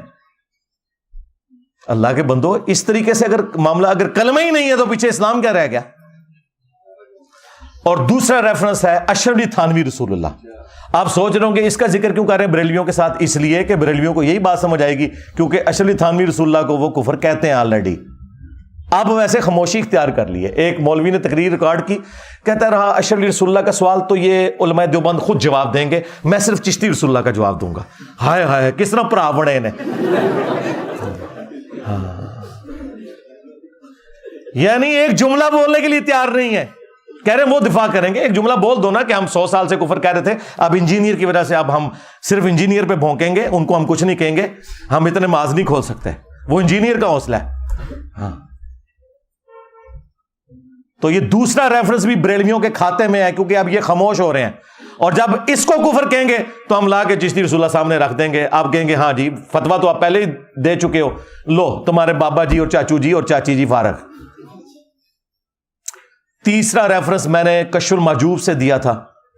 صحو اور سکر والے چیپٹر میں انہوں نے باجزید بستامی کا سکر بچانے کے لیے اور جنید بغدادی کا صحو بچانے کے لیے انبیاء اکرام کو تختہ مشق بنایا. اور انہوں نے کہا کہ جس طرح حضرت داؤد علیہ السلام کی بھی نظر پڑ گئی تھی نا اپنے ایک صحابی کی بیوی پر, اور انہیں پسند آئی اور جنگ میں آگے مروا دیا اور خود شادی کر لی, تو وہ حالت صحو میں تھے. یہ صحو سواد والا ہے, یعنی ہوش میں تھے. وہ ایک سین کے ساتھ صحو ہوتا ہے, وہ بھول ہوتا ہے. تو اسی لیے انہیں بعد میں توبہ بھی کرنی پڑی. یہ جھوٹا واقعہ جو تورات میں لکھا تھا, اس سے انہوں نے جنید بغدادی کا صحو ثابت کیا کہ اگر کوئی بزرگ کام ڈال دے نا ہوش میں بھی, تو آپ نے کوئی فکر نہیں کرنی, وہ حالت صحو میں ہوتے ہیں. ہوش بھی کم پاؤنڈ پھر بھی تسی تعویل کرنی چاہتی. ہاں اور سکر انہوں نے کہا مدہوشی. تو اس کی مثال کیا, نبی علیہ السلام کی جو نظر پڑی تھی ایک صحابی کی بیوی پر, نعوذ باللہ, زید ابن حارثہ کی, اور اللہ تعالیٰ نے اس صحابی کے دل میں اس کی نفرت ڈالی, پھر حضور نے ان سے شادی کر لی. یہ جھوٹا واقعہ, اس سے انہوں نے باجزید بستامی کا سکر ثابت کیا اپنے بابے کو بچانے کی خاطر. خود پیر کرم شاہ صاحب الازہری نے ضیاء القرآن تفسیر کے اندر لکھا ہے یہ کافروں کی سازش ہے یہ واقعہ ہماری کتابوں میں آنا. اور اسی پیر کرم شاہ صاحب نے جو ضیاء القرآن پبلیکیشن سے کشف المحجوب چھاپی، اس کے مقدمے میں اس کتاب کی تعریف کی کہ جدہ کوئی مرشد نہ ہوئے کتاب پڑھ لے، اور اس کے اندر وہ کفریہ واقعہ لکھا ہوا تھا۔ دیکھیں ایک ٹکٹ میں کتنے مزے کرتے ہیں، ایک طرف کتاب کی تعریف کر رہے ہیں، دوسری طرف اس کتاب کا واقعہ اس کتاب میں نہیں کفر کہہ رہے، دوسری جگہ کفر لکھ رہے ہیں۔ تو دیکھیں پھر ہماری عقابی نظریں کہاں پہنچتی ہیں۔ ہم میں شرافت تو مولا علی والی ہے، لیکن چلاکی ہوشیاری بنو امیہ سے بھی زیادہ ہے اللہ کے فضل سے، الحمدللہ۔ ہاں تو یہ ہم پوچھیں گے کہ یہ کفار کون ہے جنہوں نے سازش کر کے نبی علیہ السلام کے اوپر یہ جھوٹ باندھا ہے، اس شخص کے اوپر کہ جس کے بارے میں قرآن میں ہے ما ضل صاحبکم وما غوا، تمہارے نبی نہ کبھی بہکے ہیں نہ کبھی بے راہ چلے ہیں، جن کے بارے میں بخاری مسلم میں آیا کہ کنواری لڑکیوں سے زیادہ شرم و حیا تھی ان کے اندر، ان کے بارے میں تم کہہ رہے ہو کہ وہ صحابی کی بیوی کے اوپر نعوذ باللہ اس طرح ہو گئے۔ اور ایک چھوٹو مولوی انہوں نے لانچ کیا، وہ چھوٹو ایسا میرے قابو آیا ہے، یہ چھوٹو آج کہہ رہا ہے یہ چشتی رسول اللہ تو بالکل کفر ہے، یہ تو بعد میں کسی نے ڈالا ہے، اور یہ چھوٹو اس مناظرے میں نہ صرف بیٹھا ہوا تھا جس میں انہوں نے چشتی رسول اللہ کا دفاع کیا، بلکہ یہ پیچھے سے سبحان اللہ بھی کہہ رہا تھی۔ ہاں خواجہ نے کیا فرمایا، سنو کہ میں کون ہوں اور کیا ہوں، محمد الرسول اللہ صلی اللہ علیہ وسلم کے دربار کے کمینے غلاموں میں سے ایک ہوں، کمینے غلاموں میں سے ایک ہوں، کمینے غلاموں میں سے ایک ہوں۔ انہوں پتہ ہی نہیں سی کہ اے سبحان اللہ ایک دن انا للہ ہو جائے گا، ہاں اور تو قیامت تک مار دیتا ہے، بول دے ہی نہیں۔ دس تنو کس نے توبہ کرائی، تو دفاع کر رہا تھا، سبحان اللہ پڑھ رہا تھا۔ تو اس چھوٹو نے نا اس کفریہ واقعے کو حلال کرنے کے لیے کہتا ہے مسلم شریف میں بھی اس طرح کی حدیث موجود ہے، تو انجینئر صاحب اس پہ کیوں نہیں فتویٰ لگاتے؟ اندازہ کریں مسلم شریف میں کچھ اور بات لکھی تھی، انہوں نے اپنا بابا بچانے کی خاطر مسلم شریف کی حدیث کو تختہ مشق بنایا۔ وہ آپ حدیث خود پڑھیں، اس میں کوئی ایسی بات نہیں لکھی ہوئی۔ صحیح مسلم میں حدیث موجود ہے کہ نبی صلی اللہ علیہ وآلہ وسلم نے فرمایا کہ اللہ تعالیٰ نے مجھے اچانک جو نگاہ پڑ جاتی ہے نا کسی نامحرم پر، حکم دیا کہ میں فوراً ہٹا لوں۔ اور ایک اور حدیث ہے صحیح مسلم کے اندر جو اس نے پیش کی کہ نبی علیہ السلام ایک جگہ بیٹھے تھے، سامنے سے کچھ عورتیں گزری، آپ کی اچانک نظر پڑی تو آپ نے ہٹا لی اور آپ اپنے گھر گئے، اپنی بیوی کے ساتھ ازدواجی تعلق قائم کیا اور پھر باہر تشریف لائے، اور آپ نے فرمایا کہ اگر اس طریقے سے کسی کی نظر نامحرم پر پڑ جائے غلطی سے تو فوراً ہٹا لے اور وہ اپنی بیوی کے پاس جائے، کیونکہ اللہ تعالیٰ نے اس کے پاس بھی وہی چیز رکھی ہے۔ یہ طریقہ تمہیں دل صاف رکھنے کے لیے، پاک رکھنے کے لیے ایک کارگر طریقہ نبی صلی اللہ علیہ وآلہ وسلم نے تعلیم فرمایا۔ اس سے وہ کہہ رہے ہیں کہ جی وہ جو واقعہ لکھا ہوا ہے نا زید ابن حارثہ کی بیوی والا، اس میں تو لکھا ہے کہ وہ ناپسند ہوئی، نبی علیہ السلام نے اس عورت سے شادی کر لی۔ یہ واقعہ اگر مسلم میں یوں ہوتا نا کہ جس عورت پہ حضور کی نظر پڑی تھی وہ جیسے ہی اپنے گھر پہنچی، اس کے خامند کے دل میں اللہ نے اس کی نفرت ڈال دی، پھر اس نے طلاق دے دی، پھر نبی علیہ السلام نے اس کو بلوا کے خود اس سے شادی کر لی۔ یہ بکواس لکھا ہوا تمہارے بابے نے، مسلم شریف میں یہ نہیں لکھا ہوا۔ دھوکہ دینا بند کرو۔ یہ 3 ریفرنس ہو گئے جی۔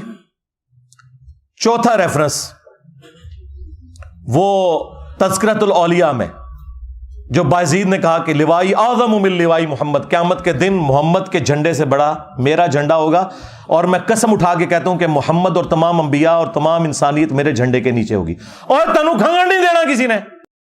ہاں، اور حنیف قریشی صاحب کہہ رہے ہیں نہیں وہ اللہ بول رہا تھا اللہ کا جھنڈا تو محمد کے جھنڈے سے بڑا ہوگا۔ بھائی اللہ کا جھنڈا تو آلریڈی محمد صلی اللہ علیہ وآلہ وسلم کے ہاتھوں میں ہے، تمہارے بابے کے ہاتھ میں کون سا جھنڈا ہے؟ کہیں وہ جھنڈا تو نہیں جو بخاری مسلم میں آیا کہ ہر غادر اور خائن شخص کے لیے، دھوکہ باز کے لیے میدان محشر میں ایک جھنڈا گاڑا جائے گا اور اسے آواز دی جائے گی فلاں بن فلاں آ جا، ایتھے کھلو، پتہ لگے کہ تو دھوکے باز ہے۔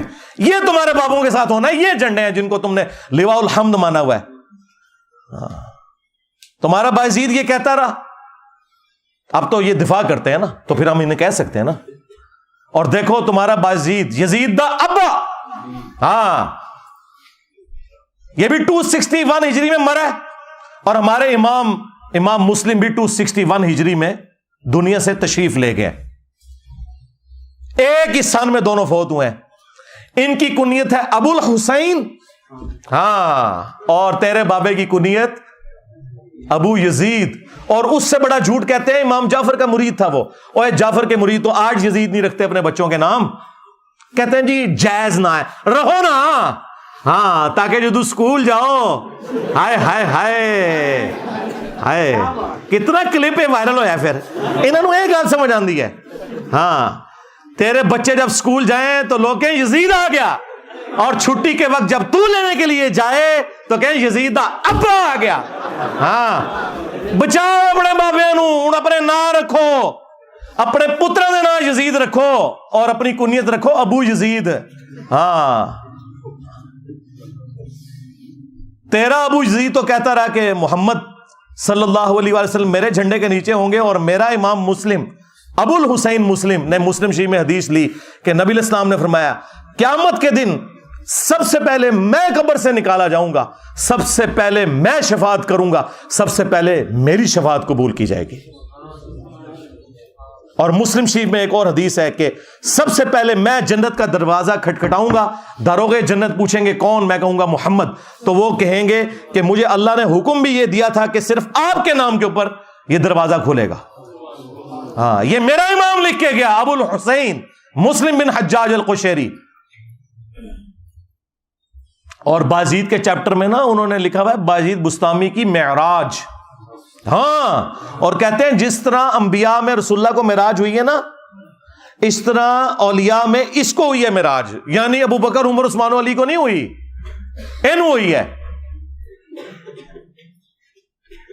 اور کہتے ہیں جنید بغدادی فرمایا کرتے تھے, اس میں ساتھ لکھا ہوا ہے تذکرۃ الاولیاء میں, کہ بازید کا مقام اولیاء میں ایسا ہے جیسا کہ جبرائیل علیہ السلام فرشتوں میں, یعنی فرشتوں کے سردار جبرائیل ہیں, اولیاء کے سردار بازید ہیں.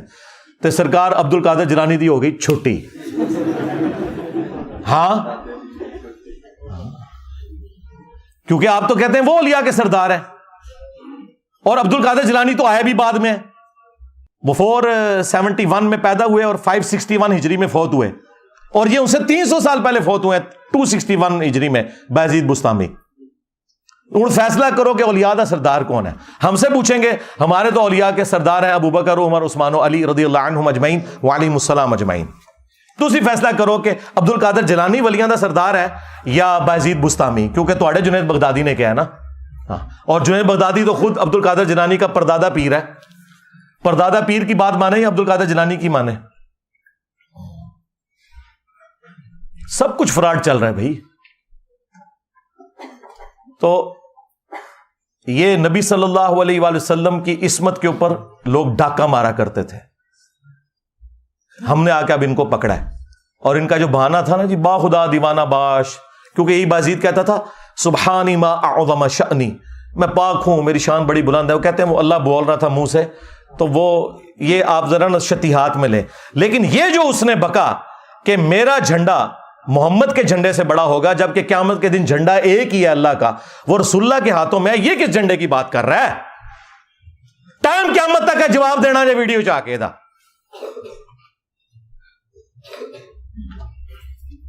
اور 5واں ریفرنس وہ کشف المحجوب میں بھی لکھا ہے, تذکرۃ الاولیاء میں بھی لکھا ہوا ہے.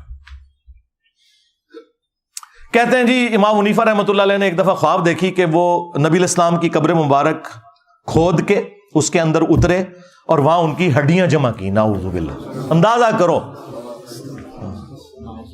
اور انہوں نے ترجمہ کیتا ہے استخوان مبارک, یعنی وہ ڈھانچے کو اتنی شستہ اردو میں لکھ دیا استخوان مبارک. ایک ہڈی کو دوسرے سے الگ کر رہے ہیں. گھبرا کے اٹھے, ظاہر خواب ہی بڑا شیطانی خواب تھا, اور اپنے دوست ابن سیرین کے پاس گئے. یہ یعنی امام حنیفہ پہ جھوٹ باندھا ہے, یہ انہوں نے ان کو اونچا کرنے کے لیے ان کی طرف منسوب کیا. ان کو ہم کچھ نہیں کہتے. تو انہوں نے کہا اس میں تسلی تھی کہ آپ نبی علیہ السلام کی سنتوں کو جمع کریں گے. یہ گستاخانہ خواب کیا اللہ تعالیٰ دکھا سکتا ہے کسی امتی کو؟ یہ گستاخی ہے. اس کی وجہ ہے کہ کسی امتی کا یہ عقیدہ نہیں کہ نبی علیہ السلام کی قبر مبارک میں ہڈی ہیں. یہ تو عقیدہ خود گستاخانہ ہے. اللہ نے اگر خواب دکھانا تھا تو دکھاتا کہ امام حنیفہ نبی علیہ السلام کے برتن جمع کر رہے ہیں، آپ کا آسا مبارک جمع کر رہے ہیں، آپ کے کپڑے مبارک جمع کر رہے ہیں، قبر میں اتر کے ہڈیاں جمع کر رہے ہیں، اور الفاظ ہیں ایک کو دوسرے سے چن چن کے علیحدہ کر رہے ہیں۔ اچھا جڑی وہ کیتیاں سن وہ کتنے نے؟ لیاؤ کیڑی کتاب جو امام حنیفہ دی جہدے چ انہوں نے حدیثاں جمع کیتیاں نے؟ اے بھی کوڑ ہے تہاڈا، جنہوں نے حدیثیں جمع کی تھی ان کی تو کتابیں یہاں رکھی ہوئی ہیں، امام حنیفہ کی کتاب کدھر ہے؟ لے کے آؤ۔ جھوٹ۔ انبیاء کے جسم سلامت ہونا اس کی جڑ قرآن میں ہے، سورہ سبا کے اندر موجود ہے کہ حضرت سلیمان علیہ السلام لاٹھی کے سہارے یوں بیٹھ گئے اور ان کی روح پرواز کر گئی، اور کتنا عرصہ تک یوں ہی رہے، اور جنات کو پتہ نہیں چلا۔ وہ تو جب لاٹھی کو دیمک چاٹ گئی تو وہ جسم نیچے آیا، تو پھر انہیں پتہ چلا، اور اللہ تعالیٰ نے کہا کہ اگر علم غیب ہوتا جنوں کے پاس تو یہ تکلیف نہ کاٹتے۔ تو لاٹھی کتنی دیر میں چاٹی ہوگی دیمک نے؟ ہفتوں مہینوں چاہیے، جسم پہ کوئی کیڑا نہیں آیا۔ اور قبر مبارک کے اندر ابو داؤد میں حدیث موجود ہے، ان اللہ حرم علی الارض ان تاکل اجساد الانبیاء، بے شک اللہ تعالیٰ نے حرام کر دیا انبیاء کے حق میں کہ مٹی ان کے جسموں کو کھائے۔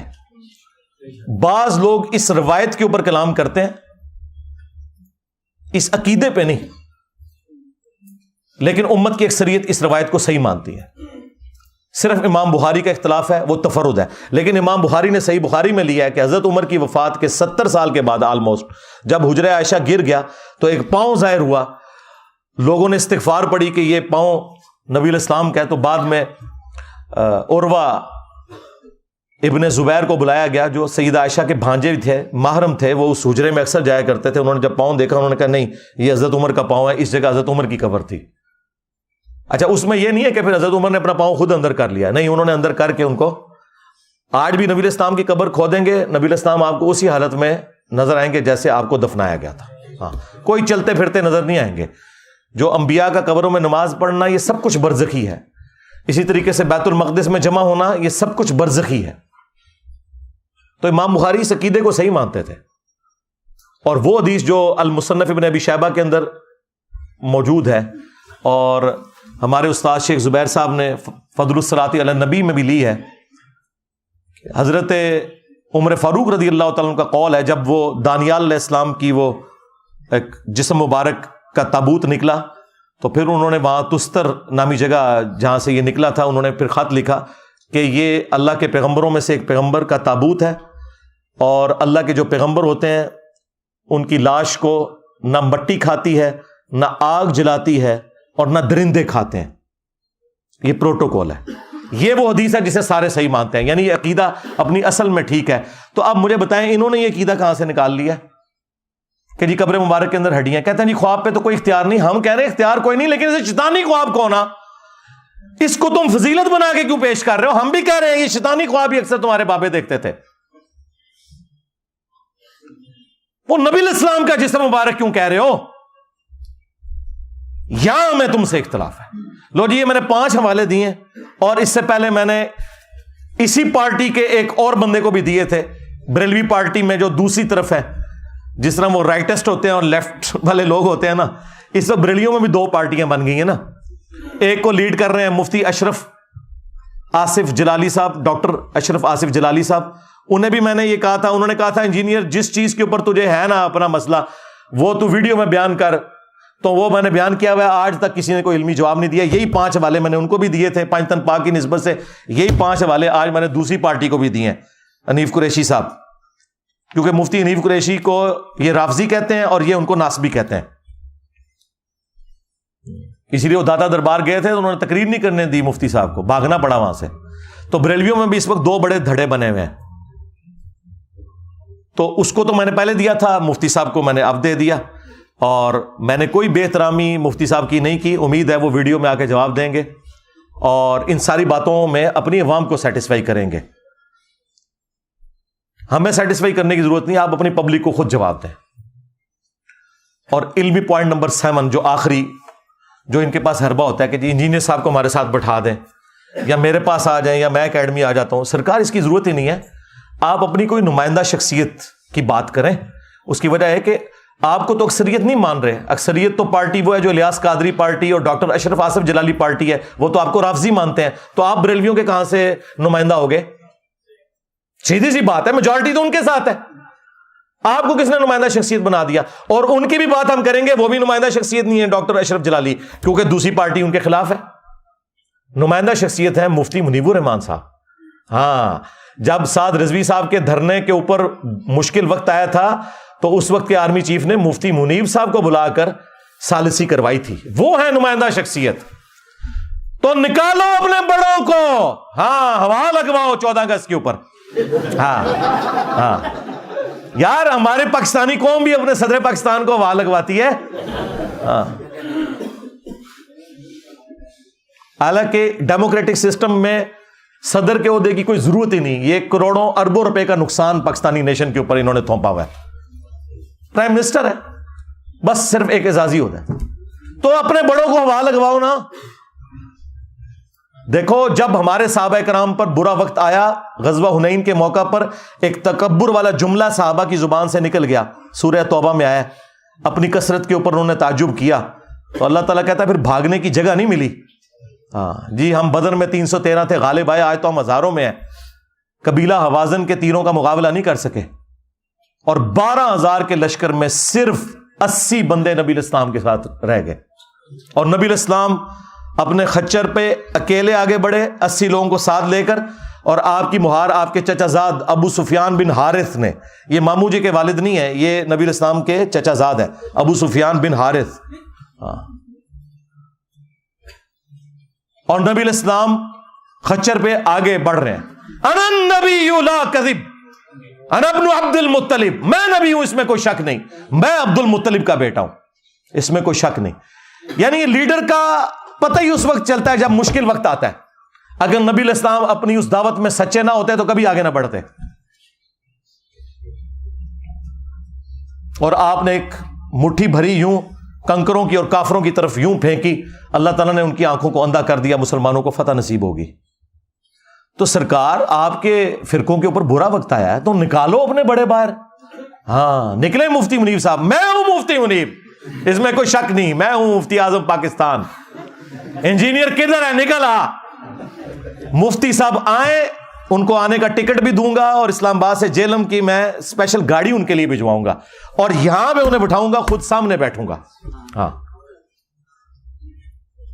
آ کے بات کریں عقیدے کے اوپر. اور یہ مجھے شوق نہیں ہے, یہ کہتے ہیں نا جی بیٹھ, اور ہمارے اسٹوڈنٹ بھی ہمیں آئے دن جو ہے وہ تنگ کرتے ہیں. میں آپ لوگوں کی وجہ سے کہہ رہا ہوں, ورنہ مجھے کوئی ضرورت نہیں یار. جن لوگوں کی اپنی ویورشپ سینکڑوں اور ہزاروں میں ہے, ٹھیک ہے, میری تصویر لگائیں تو ہزاروں تک جاتی ہے, ان کے ساتھ مجھے بیٹھ کے کیا لینا ہے.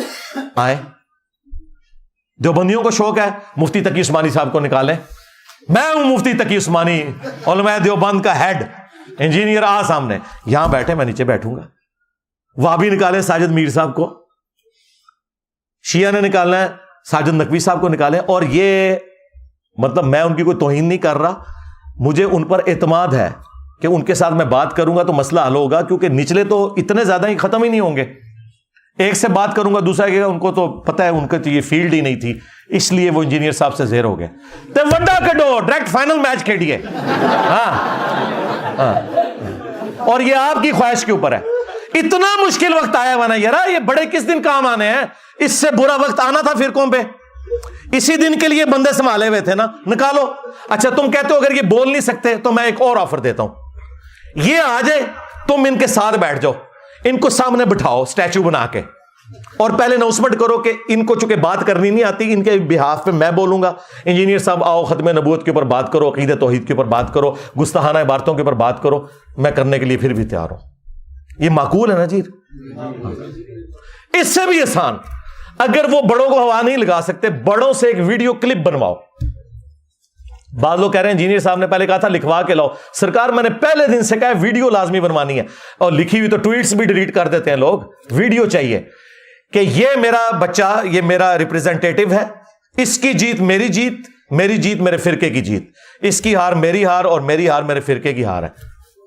سرکار یہ باتیں ہیں, اسی لیے تو وہ ایک گلے پھاڑنے والے کو بڑے ان کے بڑے نے فارغ کر دیا تھا کہ تیری وجہ سے میری داڑھی پٹی جاتی ہے, تو آئے دن جا کے گل کرنا ہے اور سیدھا میرا نام لینا ہے, کڈو ساجد میر صاحب نو, ساجد میر صاحب نو. انہوں نے کہا تو منو بڑا بے شرم آدمی ہے, تو آئے دن میری داڑھی پٹوانا ہے تو. اور حقیقت بات ہے وہ بہت ماڈریٹ آدمی ہے, ساجد میر صاحب انتہائی ماڈریٹ آدمی ہے, وہ اس طرح کے نہیں ہے. وہ ہمارے استاد جو پروفیسر احمد رفیق اختر صاحب, ان کے پروگرام میں بھی وہ جایا کرتے تھے, مہمان خصوصی ہوتے تھے, اتنا ان کے اندر یعنی ٹالرنس موجود ہے. تو اس کی وجہ سے ان کو بھی سننی پڑتی ہیں. اور یہ میں سب کچھ صرف ان لوگوں کی خواہش پہ کہہ رہا ہوں, مجھے کوئی ضرورت نہیں ہے. اپنے بڑوں کو لانچ کریں یا ان سے ویڈیو اس طرح بنوائیں اور ٹائم قیامت تک جائے. یہ میں نے اس آخری بات کا جواب دیا جو انہوں نے کہا کہ جی وہ بھی کلپ بناتے ہیں, میں بھی کلپ بناتا ہوں, تو مسئلہ ختم نہیں ہوتا. سرکار مسئلہ ختم ہو گیا ہے. مسئلہ ختم یہ ہوا ہے کہ تمہاری عوام یہاں آ گئی ہے, مسئلہ ختم ہو چکا ہے. مجھے تو کوئی مسئلہ نہیں ہے. تم نے اپنی عوام کو اگر واپس لینا ہے تو انہیں قائل کر لو, سیدھی سی بات ہے. میرے ساتھ بیٹھ کے کیا لینا ہے؟ میرے ساتھ بیٹھنا ہے تو پھر میں نے جو آپ کو یہ ساری چیزیں بتائی ہیں وہ آپ کے سامنے. میرا خیال ہے مفتی صاحب کو اور ان کے کٹر فالورز کو اس کے بعد انشاءاللہ آرام آ جائے گا. صلو علی محمد و آل محمد, اللہم صلی علی محمد وعلی آل محمد و اصحاب محمد و ازواج محمد و امت محمد اجمعین الی یوم الدین, آمین. اچھا جی, اونٹ توڑے جو کچھ لوگ اٹھ کے باہر جان تے باہر لنو اندر آن دو, ٹھیک ہے. اور پھر میں آپ کی پرچیاں پڑھتا ہوں اور انشاءاللہ کوشش کرتا ہوں کہ 1 بجے سے پہلے ساروں کو فارغ کروں انشاءاللہ تعالی.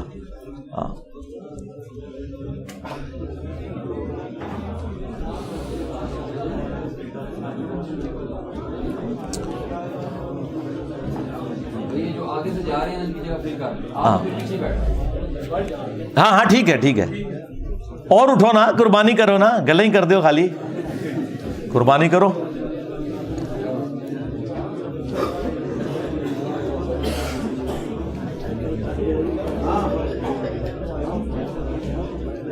اچھا میرے بھائیو, اب آپ کی پرچیوں کا سلسلہ شروع کرتا ہوں انشاءاللہ. وہی جو ڈیٹیل طلب چیزیں ہوں گی وہ انشاءاللہ میں آپ کو ویڈیو ریفر کر دوں گا اور باقی کے اوپر صرف ورڈک دوں گا انشاءاللہ تعالی.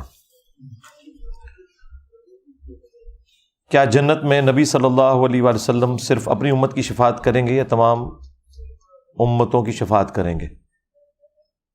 یہ جنت کے بجائے میدان محشر لکھنا چاہیے تھا. بخاری مسلم دونوں میں حدیث موجود ہے کہ سب سے پہلے نبی علیہ السلام کی مبارک دعا سے شفاعت کا دروازہ کھلے گا اور اس کے بعد پھر باقی انبیاء بھی, فرشتے بھی اور اللہ کے نیک بندے بھی شفاعت کریں گے. صرف انبیاء تک یہ شفاعت نہیں ہے. اور اللہ کے نیک بندوں سے مراد وہ لوگ ہیں جنہوں نے واقعی اللہ کے لیے کمٹمنٹ شو کی ہے, اپنی عبادت نہیں کروائی بلکہ اللہ کی عبادت کی ہے. تو یہ عقیدہ بالکل ٹھیک ہے. شفاعت رسول کا عقیدہ صلی اللہ علیہ وآلہ وسلم, اس پہ تفصیلی ویڈیو میری دیکھ لیں. کیا جنات سمندر میں, آسمانوں پر اور پہاڑوں میں جا سکتے ہیں؟ بالکل جا سکتے ہیں جی, اللہ تعالیٰ نے انہیں طاقت دی ہوئی ہے. اور نبی علیہ السلام سے پہلے تو ان کی فرشتوں کے ساتھ بھی کافی الیک سلیک تھی, اس کی وجہ سے کافی ساری خبریں بھی لیک کر دیتے تھے. اب اکا دکا بات کوئی لیک ہو جائے, ادروائز آسمان پہ پہ رہے ہیں. علم نجوم کے اوپر میری تفصیلی ویڈیو دیکھ لیں, اس میں بھی میں نے اس ٹاپک کو ڈسکس کیا ہے. جس گھر کے قریب مسجد ہو وہاں پر جنات ہوتے ہیں اور جنات کی خوراک. اور یار کوئی انسان والی گل کرو, جنات تو شروع ہو کے جنت ہی مکتی جا رہی ہے. ساری جن والی پرچی, یہ کسی جن دی پرچی تو نہیں ہے. دیکھیں گھروں میں ہوں یا مساجد کے اندر ہوں, اس کے ساتھ آپ کا کوئی لینا دینا نہیں ہے. اس کی وجہ یہ کہ آپ اس طرح فیل نہیں کر سکتے, الا یہ کہ کبھی وہ انسانی شکل میں سامنے آ جائیں تو ان کے لیے کوئی جگہ تنگ نہیں ہوتی. ہمیں حکم یہ ہے کہ ہم جب ٹوائلٹ جائیں گے تو ہم نے دعا کرنی ہے. صحیح بخاری میں حدیث ہے, اللہم انی اعوذ بک من الخبث والخبائث, اے اللہ میں شریر جنوں اور جنیوں سے تیری پناہ میں آتا ہوں. بس یہ آپ نے دعا کرنی ہے تاکہ وہ کوئی خطرناک معاملہ نہ ہو.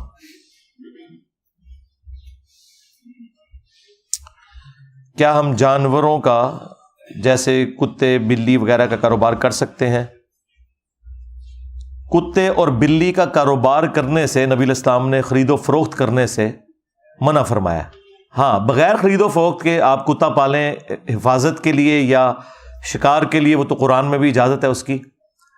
اور بلی آپ ویسے پال سکتے ہیں، اس میں کوئی مسئلہ نہیں ہے، لیکن خرید و فروخت کرنا منع ہے۔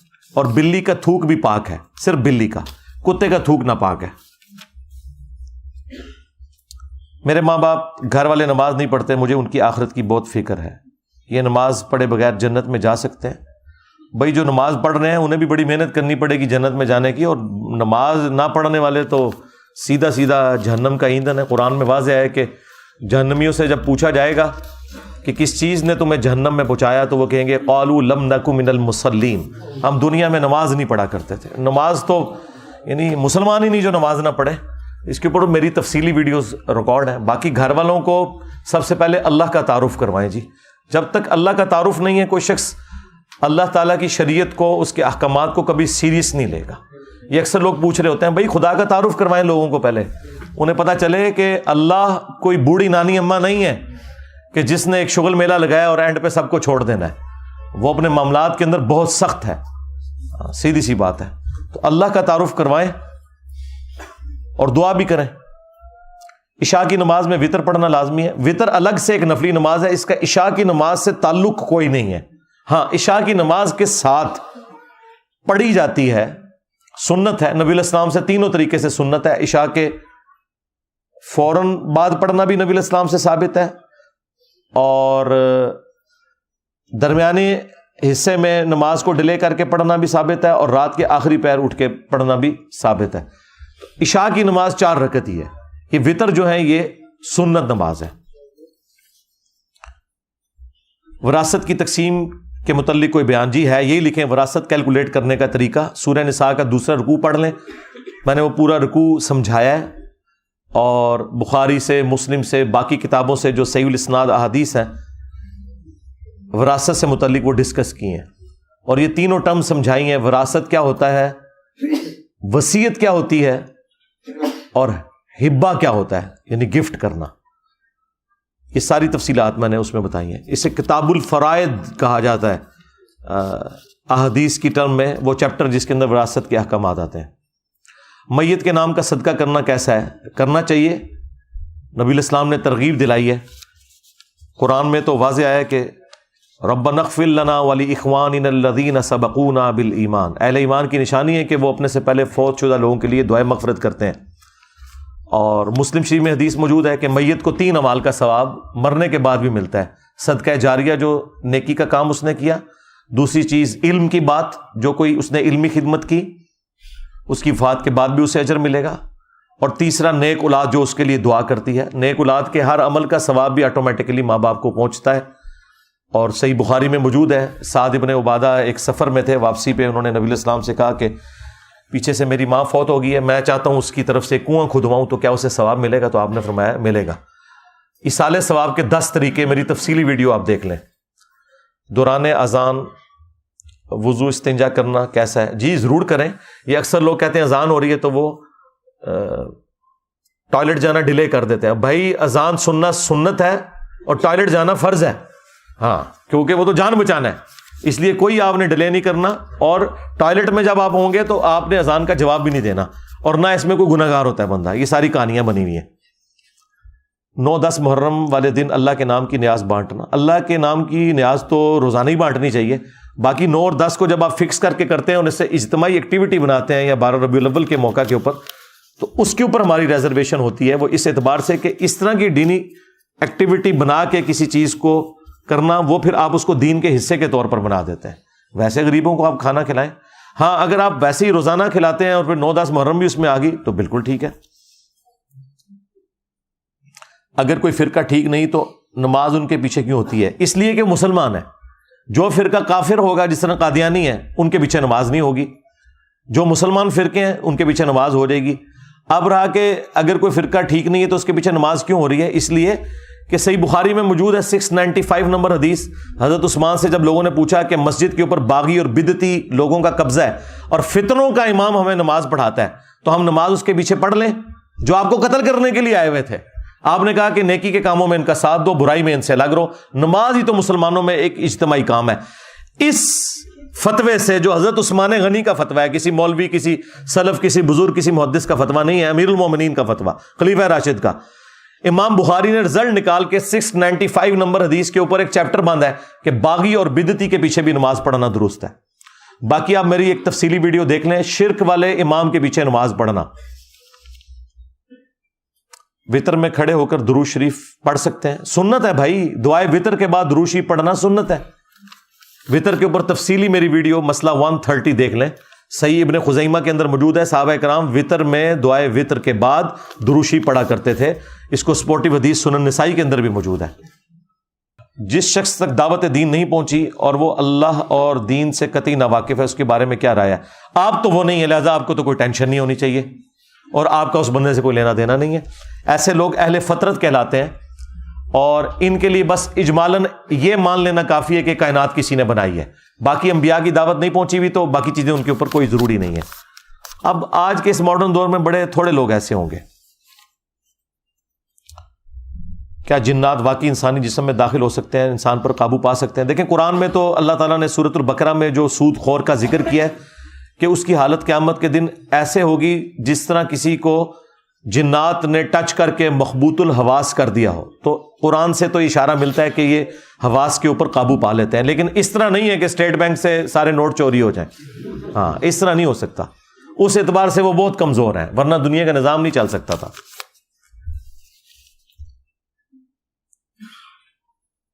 اب یہ کوئی 8-10 لائنوں کا یہ کاغذ ہے جی, کیا لکھا ہے جی انہوں نے اس میں؟ یہ پڑھی ہوئی ہے آپ نے پرچی؟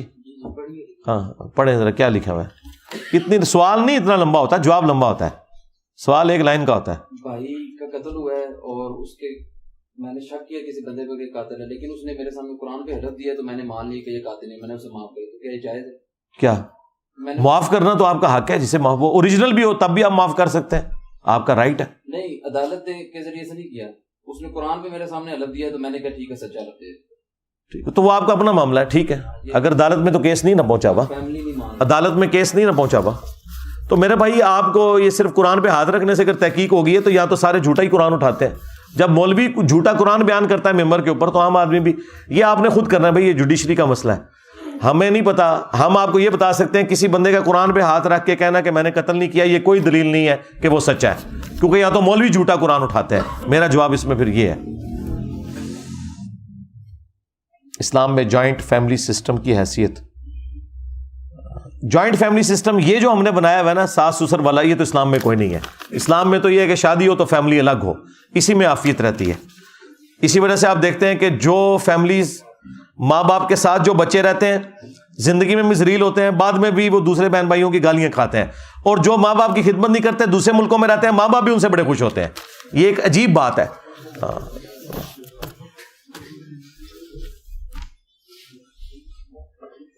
محرم کے مہینے میں اگر 9 محرم کا روزہ نہ رکھا جا سکے اور 10ویں محرم کا روزہ رکھنے کے بعد 11ویں کا رکھ سکتے ہیں جی, رکھنا ضروری ہے. بالکل صحیح لکھا ہوا ہے آپ نے, کیونکہ آپ نے مشابہت سے بچنا ہے.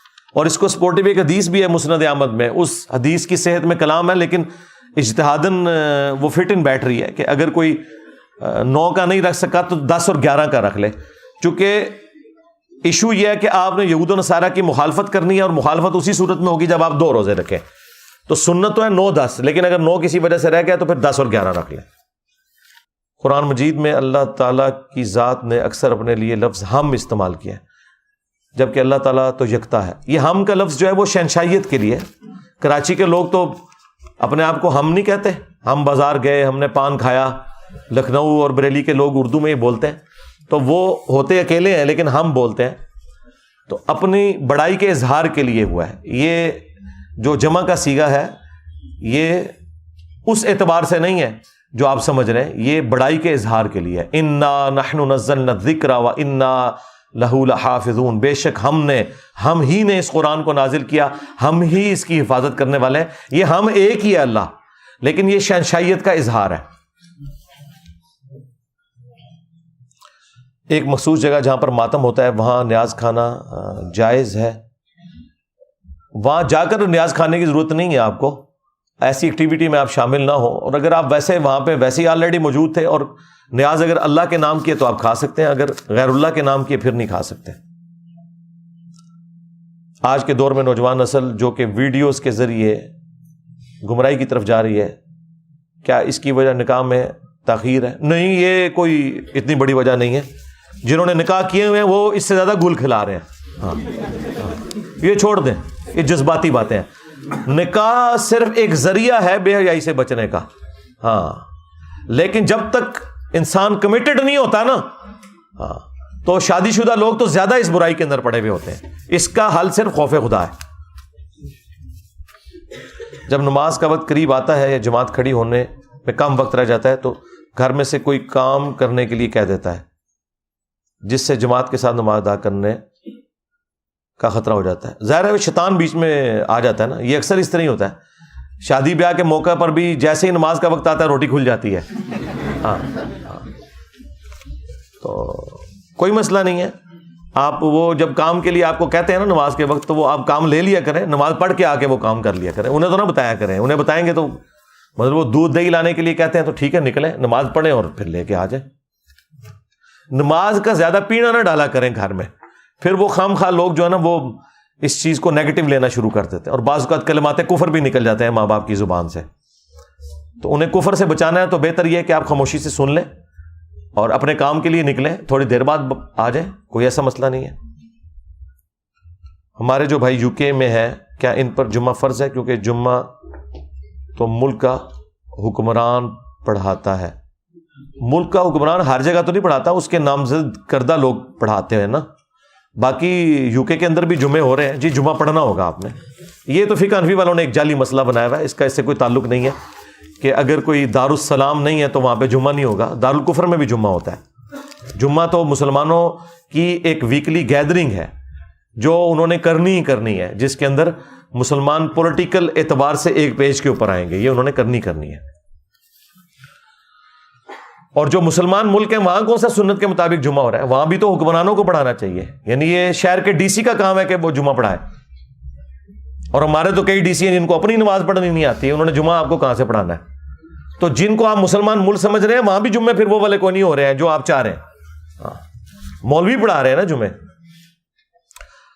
نماز وتر میں شیعہ کی طرح نماز کے دوران کھڑے ہو کر دعا مانگ سکتے ہیں, جائز ہے, وہ بھی طریقہ ٹھیک ہے. کچھ لوگ پیسوں کے لین دین میں ہیر پھیر کرتے ہیں لیکن نماز نہیں چھوڑتے, تو ٹھیک ہے نا, وہی بات ہے کہ نماز والا خدا انہوں نے کوئی اور بنایا ہوا ہے, حرام خوری والا جو معاملہ ہے اس میں انہوں نے خدا کو کوئی اور بنایا ہوا ہے. تو جہنمی ایسے لوگ جی, اپنے معاملات کو سیدھا کرنا ہوگا. نمازوں کا کوئی قصور نہیں ہے. ہاں داڑھی رکھ کے اگر کوئی بےمانی کر رہا ہے تو داڑھی کا کوئی قصور نہیں ہے, اس بندے کا اپنا قصور ہے. کیا ہم غیر مسلم ممالک میں فیملی کو لے کر مستقل طور پر سکونت اختیار کر سکتے ہیں؟ وہاں پہ بھی کمیونٹیز بنی ہوئی ہیں, اچھی صورتحال اویلیبل ہے. اگر آپ کے پاس ایسا کوئی چانس ہے تو آپ ضرور جائیں, اور اگر آپ کو وہاں پہ جا کے اندازہ ہو کہ یہاں پہ معاملات خراب ہو سکتے ہیں تو بے شک واپس آ جائیں. کئی لوگ تو وہاں جا کے زیادہ مذہبی ہو چکے ہیں. یہ ڈپینڈ کرتا ہے, جڑے اتنے پیڑے اور لاہور بھی پیڑے. ہاں اسلام میں اگر غلامی ناجائز ہے تو نبی اسلام کے بعد صحابہ نے غلام کیوں رکھے؟ نہیں ناجائز نہیں, اسے ڈسکریج کیا گیا تھا اور حرام نہیں کیا گیا تھا, کیونکہ یہ پوری ایک ڈاکٹرن ہے, اس کے اوپر میں کافی دفعہ بول چکا ہوں. الجہاد فی الاسلام مولانا مودودی کی کتاب پڑھ لیں, اس میں تفصیل کے ساتھ بات کی گئی ہے. میرے والد فوت ہو گئے, انا للہ و انا الیہ راجعون. اگر کوئی شخص میرے والد کی میت پہ کہتا ہے کہ تیرے باپ کا مرنا افسوس نہیں, تو کیا میں اس شخص کی عزت کروں؟ تو ابو داؤد میں جو امیر شام کے بارے میں انہوں نے لکھا ہے کہ امام حسن علیہ السلام کی وفات پہ انہوں نے کہا تھا. تو آپ کو عزت کرنے کو کون کہہ رہا ہے؟ ہم صرف یہ کہہ رہے ہیں کہ لانتے نہ بیچیں, بس. عزت کرنے کو آپ کو کون کہہ رہا ہے؟ کیا امام سجاد نے یزید پلید کی بیعت کی تھی؟ نہیں, کوئی نہیں کی, بالکل نہیں کی. برے وسوسوں کی وجہ سے نماز سے دور ہو تو کیا کریں؟ نماز ایک ڈیوٹی آپ نے کرنی ہے میرے بھائی. ہاں اسی لیے آپ دیکھیں نماز کے فرائض میں کہیں یہ ذکر نہیں ہے کہ نماز میں ذہن کا حاضر ہونا بھی ضروری ہے, سوائے ایک چیز کے کہ نماز کے قریب مت جاؤ جب تم نشے کی حالت میں ہو. ظاہر ہے نشے والے بندے کو تو پتہ ہی نہیں ہوگا, وہ غلط بول رہا ہوگا, اس کو رکعتوں کا خیال نہیں رہے گا, بس اتنی آپ کی ہوش ہے, آپ کا خیال کہیں بھی بھٹکے کوئی مسئلہ نہیں ہے, وہ فرض آپ کا ادا ہو جائے گا. ہاں وہ 4 رکعتیں آپ نے جو پڑھنی ہے وہ اسی طریقے سے پڑھنی ہے, آپ کا فرض ادا ہو جائے گا. یہ بھی شیطان کا ایک چکر ہوتا ہے جی, خیال آتے ہیں اس لیے نماز نہیں پڑھتا. بھائی ڈیوٹی تو آپ نے کرنی ہے. ایک بندے کو اگر ڈیوٹی کے دوران کوئی اور مصروفیت کو ٹیکسٹ میسج آ جاتا ہے تو یہ تو نہیں کہ میں نے ڈیوٹی چھوڑ دینی ہے, اسے پتہ ہے بھوکا مروں گا, تو یہ آپ نے کرنا ہی کرنا ہے. اور نماز کا ترجمہ یاد کریں, انشاءاللہ آپ کے لیے آسانی ہو جائے گی وقت کے ساتھ, پھر توجہ آپ کی بٹے گی نہیں. انسان کا کارٹون بنانا حرام ہے، لیکن کیا ٹام اینڈ جیری جیسے فرضی کریکٹر بھی بنانا حرام ہے؟ نہیں، یہ نہیں حرام ہے، اور انسان کے بھی ظاہر ہے انسان کی شکل بگاڑنے کے حوالے سے بات ہوئی ہے نا، وہ جو اوریجنل کریکٹر ہیں ان کے کارٹون نہیں بنانے چاہیے، باقی یہ اینیمیشن سمجھانے کے لیے جو بنائی جاتی ہے اس میں کوئی مسئلہ نہیں۔ میں نے تقریباً 1.5 سال پہلے آپ کی ویڈیوز دیکھنا شروع کی جن سے کافی زیادہ عقائد کی اصلاح، لیکن تقریباً 1 سال پہلے مجھے خیال آنا ہوا کہ اللہ کو کس نے بنایا، اس کے اوپر میری ویڈیوز موجود ہیں، وہ آپ دیکھ لیں، ہو کریٹڈ گاڈ۔ کبھی کبھی خیالات آتے ہیں، کوئی مسئلہ نہیں ہے، یہ خیالات آنا نہ یہ کوئی بیماری ہے نہ ڈپریشن ہے، ذہن سوچتا ہے کچھ عرصے بعد سوچنا بند کر دے گا۔ آپ ویڈیوز دیکھیں، اور وسوسے کا علاج یہ ہے کہ آپ نے اس کی طرف توجہ نہیں کرنی۔ ہاں لاجیکلی آپ ایک دفعہ قائل ہو گئے، دیٹس آل۔ یہ جو اوور تھنکنگ ہے نا، یہ کرنا ہی غلط ہے۔ مثلا یہ پنکھا گھوم رہا ہے، مجھے نظر آ رہا ہے، اب میں 1 گھنٹے سے سوچتا ہوں یہ گھوم رہا ہے یا کھڑا ہوا ہے، تو فضول کام کر رہا ہوں نا۔ تو آپ میری ویڈیو دیکھیں، from creation to creator, who created God, میں نے لاجیکلی ایک ایک چیز بالکل بلیک اینڈ وائٹ میں کلیئر کر دی ہے، وہ آپ کو سمجھ آ جائے گی، ایک پڑھے لکھے کو بھی ایک ان پڑھ بندے کو بھی، دیٹس آل۔ تو خود بخود یہ کچھ عرصے بعد خیالات ختم ہو جائیں گے، یہ سب کے ساتھ ہوتا ہے، یہ کوئی آپ کے ساتھ اکیلا نہیں ہو رہا۔ سیاست بھی اللہ کے نبی کی سنت ہے، تو کیا آپ سیاست کے بارے میں کچھ بیان کریں گے یا صرف فرقہ بازوں کے پیچھے ہی پڑے رہیں گے؟ جی سیاست دانوں کے بارے میں بھی ہم بولتے ہیں جی، لیکن مسئلہ ہے کہ سیاست کو جو لوگ لیڈ کر رہے ہیں پاکستان میں، ان کا دین ایمان کوئی نہیں ہے۔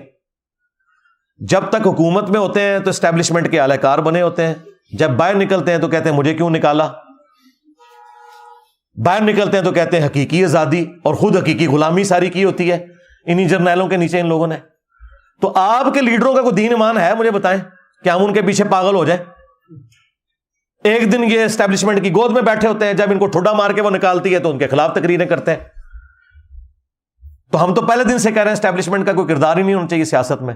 اس وقت پی ٹی اے والے ہمیں کہتے ہیں کہ جی علی بھائی آپ کو نہیں پتا، اور تو پتا لگ گیا، ہاتھ لگے جائے، میری بدواواں لگی ہیں تو بڑا کہنے سن علی بھائی وہ کہتے علی بھائی صحیح کہنے سن۔ تو ہم پاکستانی سیاست جو جھوٹ، یو ٹرنز، بلیم، گندی لینگویج، لوگوں کی فیملیز کے بارے میں گندی باتیں کرنا، اس سے اللہ تعالیٰ ہمیں بچائے جی، یہ آپ کو مبارک ہو سیاست۔ کیا شہید کا ماتم کرنا جائز ہے؟ جیسا کہ حضرت یعقوب نے کیا۔ حضرت یعقوب نے تو کوئی ماتم نہیں کیا، وہ ایک شیعہ عالم نے کہا تھا کہ وہ ایسے ایسے ماتم کرتے تھے، میں نے کہا اور لکھا ہے قرآن میں لکھا ہوا ہے، میں قرآن دی اوڑی آیت منو دسو کتنے جتے ہوئے کہ اینڈ کر کے ماتم کرتے سن، وہ کہتے تھے ہائے افسوس۔ ہاں تو اس طرح تو ہوگا، یہ آپ کہیں، ماتم کا تو ذکر کہیں موجود نہیں۔ کوئی شخص ابھی نمازوں کی طرف راغب ہوا ہے تو اس کی چھوٹی ہوئی نمازوں کے بارے میں کیا شرعی حکم ہے؟ بس توبہ کافی ہے، آندہ سے اپنا معاملہ سیدھا کر لے، اور ساتھ ساتھ جو نمازیں قضا ہوں وہ کرتا جائے، جو پرانی ہو چکی وہ معاف ہے انشاءاللہ۔ اس پہ میری تفصیلی ویڈیو ہے، قضائے عمری کا طریقہ۔ کیا عورتوں کے لیے جمعے کی نماز ہے؟ جی سنت ہے، فرض نہیں ہے، اگر ہے تو کتنی رکھتے ہوں گی؟ وہی رکھتے ہیں جو باقیوں کے لیے، 2 فرض ہیں جو اصل ہے، باقی جمعے سے پہلے آپ 2 سنتیں بھی پڑھ سکتے ہیں، 4 بھی، 6 بھی، 100 بھی پڑھ سکتے ہیں، بخاری مسلم میں ہے جتنا اللہ توفیق دے، اور بعد میں صحیح مسلم میں ہے کہ 4 رکھتے ہیں، 2 کر کے بھی پڑھ سکتے ہیں، اکٹھی 4 بھی پڑھ سکتے ہیں۔ لیکن عورت کے اوپر اور غلام کے اوپر اور بچے کے اوپر اور مریض کے اوپر، ان 4 لوگوں کے اوپر صحیح مسلم میں، ابو داؤد میں آیا کہ ان کے اوپر جمعے کی نماز فرض نہیں ہے، پڑھ لیں تو بہت اچھی بات ہے، فرض نہیں ہے۔ علی بھائی میں نے سنا ہے کہ 70,000 دفعہ لا الہ الا اللہ پڑھ لو، کسی کو سال ثواب کر دو، یعنی کہ TCS کروا دو، اس میں کتنی سچائی ہے؟ یہ طارق جمیل صاحب نے یہ صوفیاء کی باتیں بیان کی ہیں، اس میں کوئی سچائی نہیں ہے۔ آپ ان لوگوں کو پڑھ پڑھ کے قرآن سال ثواب کر رہے ہیں جنہوں نے پوری زندگی توفیق نہیں ہوئی کہ قرآن خود کھول کے پڑھیں۔ اب اللہ تعالیٰ سے آپ دھونس سے بخشوانا چاہتے ہیں ایسے لوگوں کو؟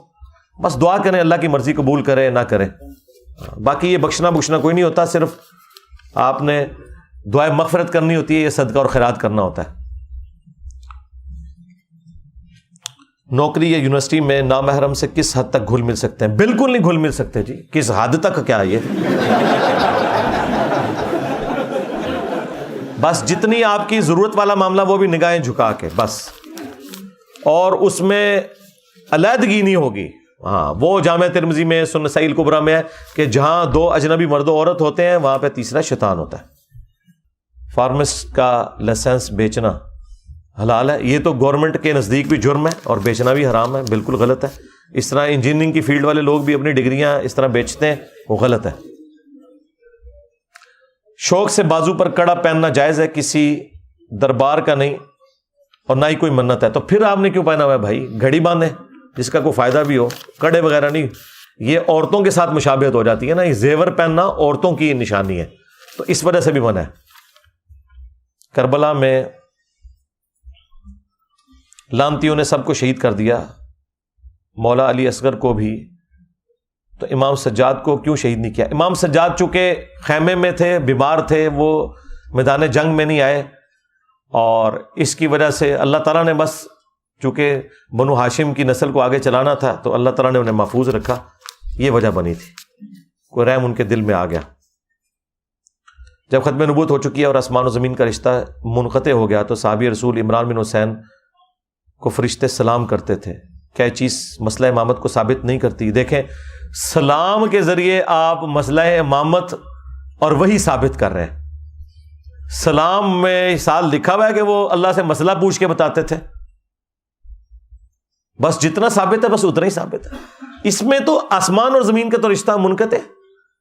فرشتے تو آج بھی دنیا میں اترتے ہیں شب قدر کے اندر, ٹھیک ہے. فرشتے ہمارے ساتھ ہوتے ہیں. صحیح بخاری میں حدیث ہے کہ جو آیت الکرسی پڑھ کے سوتا ہے صبح تک ایک فرشتہ حفاظت پہ مامور ہو جاتا ہے. تو سلام کا سننا, یہ عمران بن حسین ایک صحابی کی کرامت تھی, مسلم شریف میں آیا, تو سلام سنتے تھے نا. کوئی مسئلے تو نہیں تھے پوچھتے فرشتوں سے, یا فرشتے ان کے کوئی مشکل کشا تو نہیں ہوتے تھے, یا اللہ سے کوئی خبر تو نہیں لا کے دیتے تھے. جائیں گورے کی عدالت میں ہمارا مقدمہ لے جائیں. شکر ہے گوروں کو اردو نہیں آتی اور آپ کو انگریزی نہیں آتی, آپ کا مذاق اڑائیں, کس قسم کی باتیں کرتے ہیں. اس سے مراد یعنی یہ پرچی لکھنے والے کو نہیں میں ڈانٹ رہا, یہ ذہن میں رکھیے گا. کل کو کوئی کہ جی منو ڈانٹ دیتا, نہیں مجھے تو پتہ ہی نہیں آپ کون ہے. جب مجھے پتہ ہی نہیں آپ کون ہے پرچی لکھنے والا, تو میں نے اسے کیا ڈانٹا؟ بیسیکلی میں نے ان تھاٹس کو ننگا کیا. عذاب قبر آخرت میں ہونے والا ہے, حساب و کتاب کے لیے کفارہ. مثلا ایک بندہ اگر 1200 سال تک عذاب قبر دیکھ چکا ہے, اس کے لیے آخرت میں کوئی آسانی ہوگی؟ یہ 1200 سال 12000 سال یہ اللہ کی گنتی ہے. اللہ چاہے تو کسی شخص کو ایک دن قبر میں رکھ کے 12000 سال تک اس کے اوپر وقت طاری کر دے, تو at the end of the day اللہ تعالیٰ سب کو برابر کرے گا. یہ آپ نے کیلکولیشن نہیں کرنی. نبی علیہ السلام ایک رات میں شب معراج میں کتنا کچھ دیکھ کر آئے ہیں. کئی مہینوں سالوں کے اوپر محیط ہے وہ سفر. تو اللہ تعالیٰ چاہے تو کسی پہ وہ کیفیت طاری کر سکتا ہے. لہٰذا اللہ تعالیٰ نے سب کو برابر رکھنا ہے. یہ نہیں ہے کہ جو بندہ 10,000 سال پہلے فوت ہوا ہے تو وہ قبر میں 10,000 سال گزار رہا ہے, اور اگر 8 سے 1000 سال بعد قیامت آتی ہے تو یہ لوگ کم گزاریں گے. ان کا اگر عذاب اس نوعیت کا ہے تو اللہ تعالیٰ ان کے اوپر وہی کیفیت طاری کر دے گا. یہ آپ کی کوئی اس معاملے میں لینا دینا نہیں ہے, برزخ کے معاملات ہیں. کیا یہ سچ ہے کہ نبی علیہ السلام نے جماعت کروائی؟ پہلی صف میں صحابہ تھے اور دوسری میں عورتیں تھیں. جی بالکل, عورتیں جو ہیں وہ دوسری نہیں تیسری میں ہوں گی. دوسری میں تو بچے ہوں گے, عورتوں کی صف جو ہے وہ آخر والی ہوگی. بالکل ہے. میں نے فیس بک پیج بنایا ہے جس پر میمز اور سیاسی ویڈیو شیئر کرتا ہوں. کیا اس میں سیاسی خواتین اور خواتین نیوز اینکر نے جو پہلے ہی پبلک میں عام ہیں, ان کی ویڈیوز شیئر کی جا سکتی ہیں؟ بالکل, آپ نے شیئر کرنی ہے, ضرور کریں. بس چہرے کے اوپر وہ فینٹ کر دیا کریں. لوگوں کو آپ اپنے پلیٹ فارم سے کیوں نامحرم عورتیں دکھا رہے ہیں؟ معراج کا واقعہ روحانی تھا یا جسمانی تھا؟ جی روحانی پلس جسمانی تھا. ہاں, اس کے اوپر میری تفصیلی ویڈیو ریکارڈ موجود ہے. معراج کا واقعہ آپ لکھیں تو میں نے قرآن سے ثابت کیا ہے کہ یہ جسمانی پلس روحانی ایکسپیرینس تھا. ہاں, خالی روحانی ایکسپیرینس ہوتا تو کافروں کو کوئی اعتراض نہ ہوتا اور نہ اس کو معجزہ بنا کے پیش کیا جاتا. خواب میں تو آپ بھی کئی دفعہ اڑ لیتے ہیں. ہاں,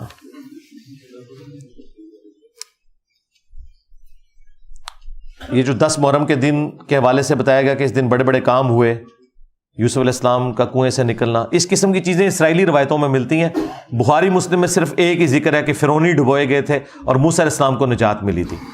اور دوسرا واقعہ اگر کوئی ہے تو یہ واقعہ کربلا ہے. ہو سکتا ہے اگلے زمانوں میں بھی 10 محرم کے دن ایسے واقعات ہوئے ہوں, روایتیں تو موجود ہیں اس طرح کی. شیعہ کی کتابوں کے حوالے سے کسی چیز کو غلط یا صحیح لیا جا سکتا ہے؟ بالکل, آپ کی مرضی, آپ ضرور لیں. ہمارے نزدیک تو 90% چیزیں کامن ہیں. باقی جو عقائد کی آپ بات کرتے ہیں اس کے لیے آپ نے نہ شیعہ کی کتاب دیکھنی ہے نہ سنیوں کی. عقائد کے لیے آپ نے قرآن پاک دیکھنا ہے. جی سیدھی سی بات ہے. محرم الحرام میں سروس بند، راستے بند، ڈبل سواری پر پابندی، کیا یہ جائز ہے؟ بالکل غلط ہے، ظلم کر رہے ہیں.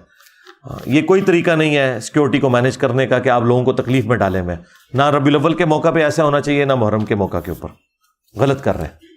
اگر اللہ کی محبت میں جان دے سکتے ہیں تو کیا لے بھی سکتے ہیں؟ جی لے سکتے ہیں جان میدان جنگ کے اندر، اور جوڈیشری کے تھرو قاتل سے بدلہ لے سکتے ہیں، لیکن خود نہیں قانون ہاتھ میں لے سکتے.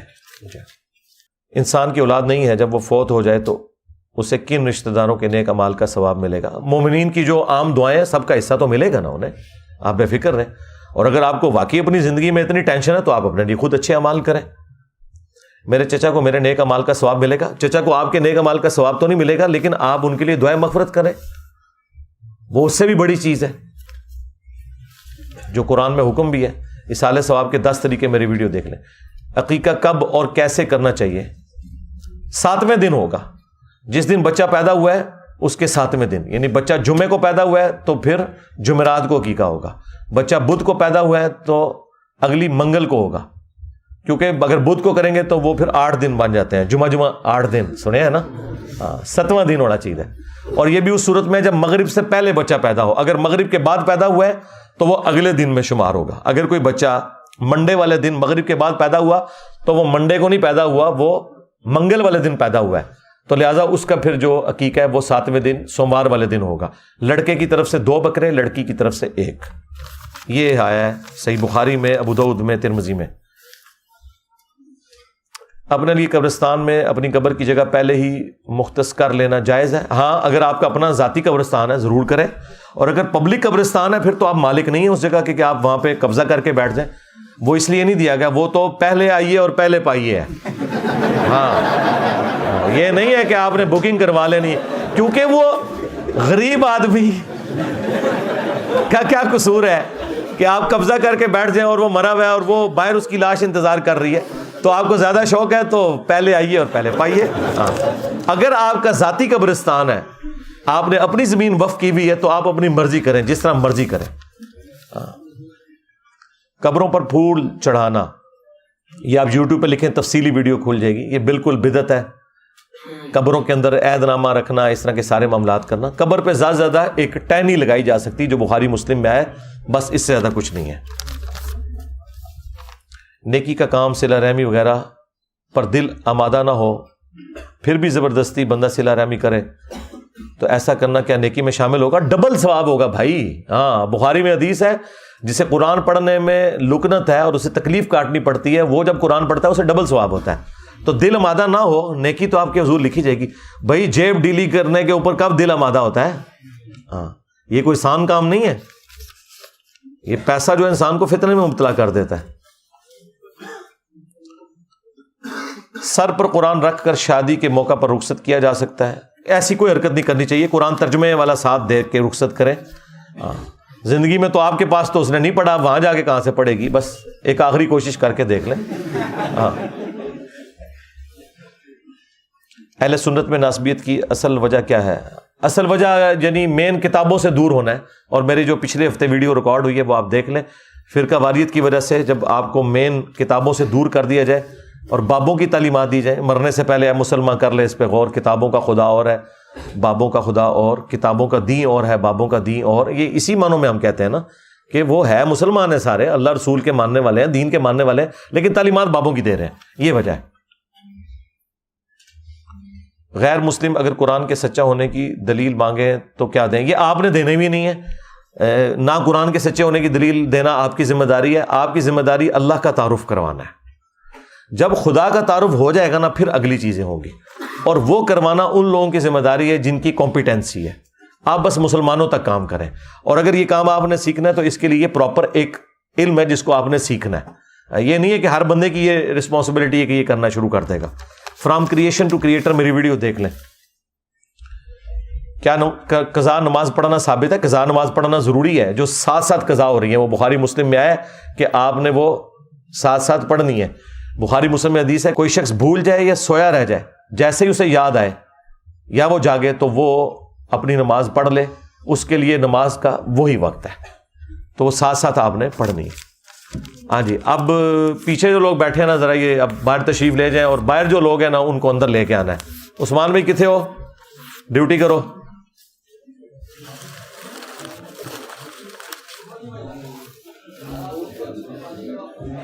آپ میں سے بھی اب کو اٹھے نا یار، قربانی کرو نا، صلہ رحمی لائیے، اٹھو نا، صلہ رحمی کرو نا۔ ہاں تھوڑی لتاں شتاں سیدھیاں کرو، سموسے شموسے مل جان گے تمہوں، بائی پھر بلا لاں گا۔ ہاں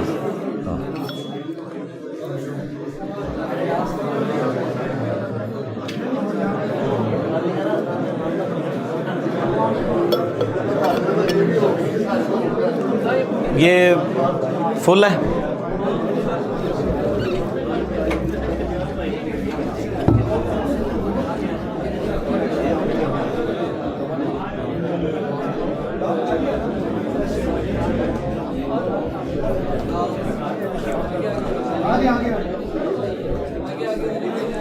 پیچھے سے آگے نہ بلائیں، جو آگے بیٹھے ہوئے ان کو آگے کریں نا، پیچھے والے تو پیچھے پیچھے ان کی جگہ بنائے نا۔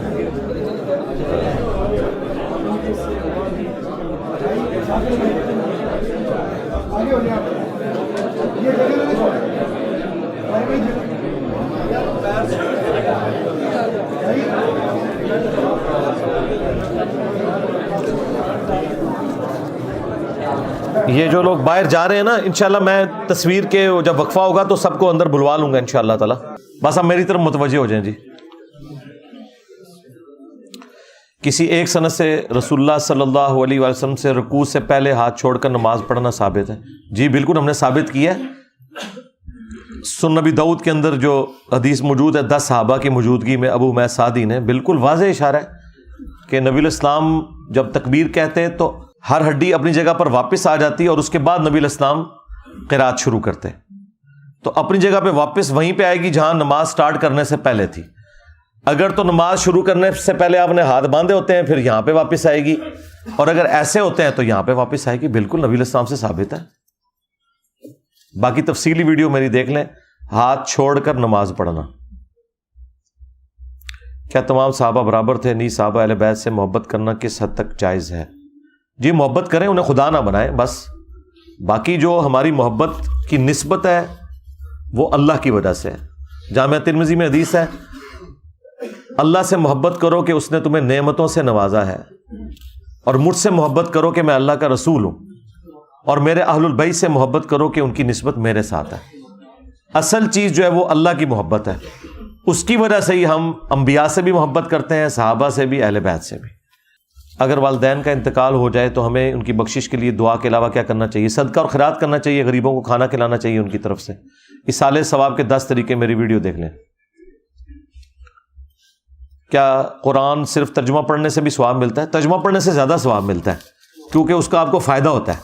عربی پڑھنے سے کم ثواب ملتا ہے کہ وہ صرف ثواب ہی ملتا ہے۔ اگر کوئی شخص اس پر کیا گیا ظلم معاف نہیں کرتا تو کیا سچی توبہ کی صورت میں اللہ تعالیٰ معاف کر دے گا؟ اللہ تعالیٰ تو حقوق العباد معاف نہیں کرے گا، حقوق العباد تو اس بندے سے ہی معافی کروانے ہوں گے، چاہے دنیا میں ہو چاہے آخرت میں ہو۔ اپنی کوشش آپ کریں، اگر وہ نہیں معاف کرتا تو قیامت والے دن اللہ تعالیٰ کسی نعمت کے ذریعے جنت کی ہو سکتا ہے اسے آپ سے راضی کر دے، لیکن آپ نے کوشش دنیا میں جاری رکھنی ہے۔ Do we have free will? جی فری ول ہے میرے بھائی، اسی لیے آپ ادھر آئے ہوئے ہیں نا۔ فری ول نہ ہوتی تو آپ تو نہ ادھر آتے۔ اور یہ نیکی کے بارے میں ہی ہم فری ول کی بات کرتے ہیں، باقی تو ہر یاشی کا کام جو ہے وہ اپنی مرضی سے ہم کر رہے ہوتے ہیں، اور نیکی کے کام میں فری ول کی بات کرتے ہیں۔ انسان کو فری ول دی گئی ہے۔ اس کے اوپر آپ میری ایک ویڈیو دیکھ لیں، مسئلہ تقدیر، تفصیل کے ساتھ میں نے کئی ایک ویڈیوز ہیں اس ٹاپک کے اوپر، مسئلہ تقدیر، اور میرا نام لکھے تو ویڈیو کھل جائے گی۔ میری بیوی آپ کو بہت سنتی ہے، وہ مجھ سے گھر کے بہت کام کرواتی ہے، مثلاً برتن دھونا، آٹا گوندنا، کپڑے دھونا۔ یار یہ ویسے ہی آپ لوگوں نے، یہ پہلی تو بات ہے جس کی پرچی ہے اسے میں یہ نہیں کہوں گا کہ کیڑا بندہ ہے، من تو لگ رہا ہے مذاق دی پرچی کسی نے لکھی ہے، اور اگر ریالٹی میں ہے تو اس کی بیوی کو چاہیے کہ وہ رحم کھائے۔ بھائی میری بیوی تو مجھ سے اس طرح کا کوئی کام نہیں کرواتی، اللہ کا شکر ہے۔ میرے گھر والے شادی نہیں کروا رہے، میری نوکری ہے، گھر ہے، سب کچھ ہے، اللہ تعالیٰ آپ کے گھر والوں کو عقل دے۔ یہ مطلب اس کے بعد تو کوئی گنجائش نہیں رہ جاتی نا۔ ظالم لوگ ہیں نا، یہ دین سے غافل لوگ ہیں نا، اس لیے اس قسم کی حرکت کر رہے ہیں. ہم دعا ہی کر سکتے ہیں آپ کے لیے.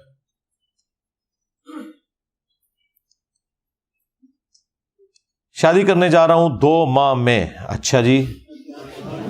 پڑھ رہا ہوں، کماتا کچھ نہیں ہوں. دیکھو بالکل 180 ڈگری سوال آگے دے.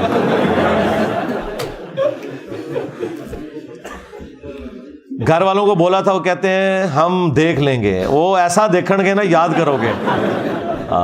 4 دہاڑے ہی دیکھن گے. حق مہر مجھ پر دینا فرض ہے یا والد یا والدہ پر؟ پیسے مانگ کر حق مہر ادا کر سکتا ہوں؟ جی کر سکتے ہیں. اور آپ کو اگر یقین ہے کہ بعد میں حالات ٹھیک رہیں گے تو ضرور کریں شادی. باقی اسٹامپ پیپر پہ لکھوا لیں کتنے سالوں کے لیے وہ آپ کا خرچہ اٹھائیں گے. میں نس یونیورسٹی کا گریجویٹ ہوں. اکثر نوجوانوں میں دین سے دوری کی وجہ اللہ کی توکل کی کمی اور نا امیدی ہے. برائے کرم اس معاملے میں رہنمائی کر دیں کہ اللہ پر توکل کیسے کیا جائے اور تقدیر پر کیسے شاکر ہوا جائے. اس کے لیے میرے بھائی آپ کو کنٹینیوس ایفرٹ کرنے کی ضرورت ہے. باقی ظاہر ہے کہ دنیا اللہ تعالیٰ نے پھولوں کی سیج تو نہیں رکھی ہوئی، اس میں انسان کو تکلیف بھی آتی ہیں. اچھی صحبت کریں، قرآن کے ساتھ شغف رکھیں اور کنٹینیوس ایفرٹ کرنے کے بعد یہ سارے معاملات ہو جائیں گے انشاءاللہ. وراثت لینے کے لیے اپنے گھر والوں سے کہاں تک مطالبہ کر سکتے ہیں؟ گھر والوں سے مطالبہ کیا کریں کہ مر جائیں وہ؟ ہاں، وراثت تو مرے ہوئے بندے کی ہوتی ہے، زندہ بندے کی تو کوئی وراثت نہیں ہوتی ہے. یہ اکثر لوگ کہہ رہے تھے والد صاحب سے حصہ لینا. کس چیز کا حصہ بھائی؟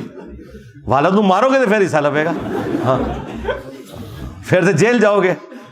وراثت ہوتی ہے مرنے کے بعد، زندگی میں کوئی وراثت نہیں ہوتی ہے. زندگی میں وہی بندہ مالک ہوتا ہے جو ہے.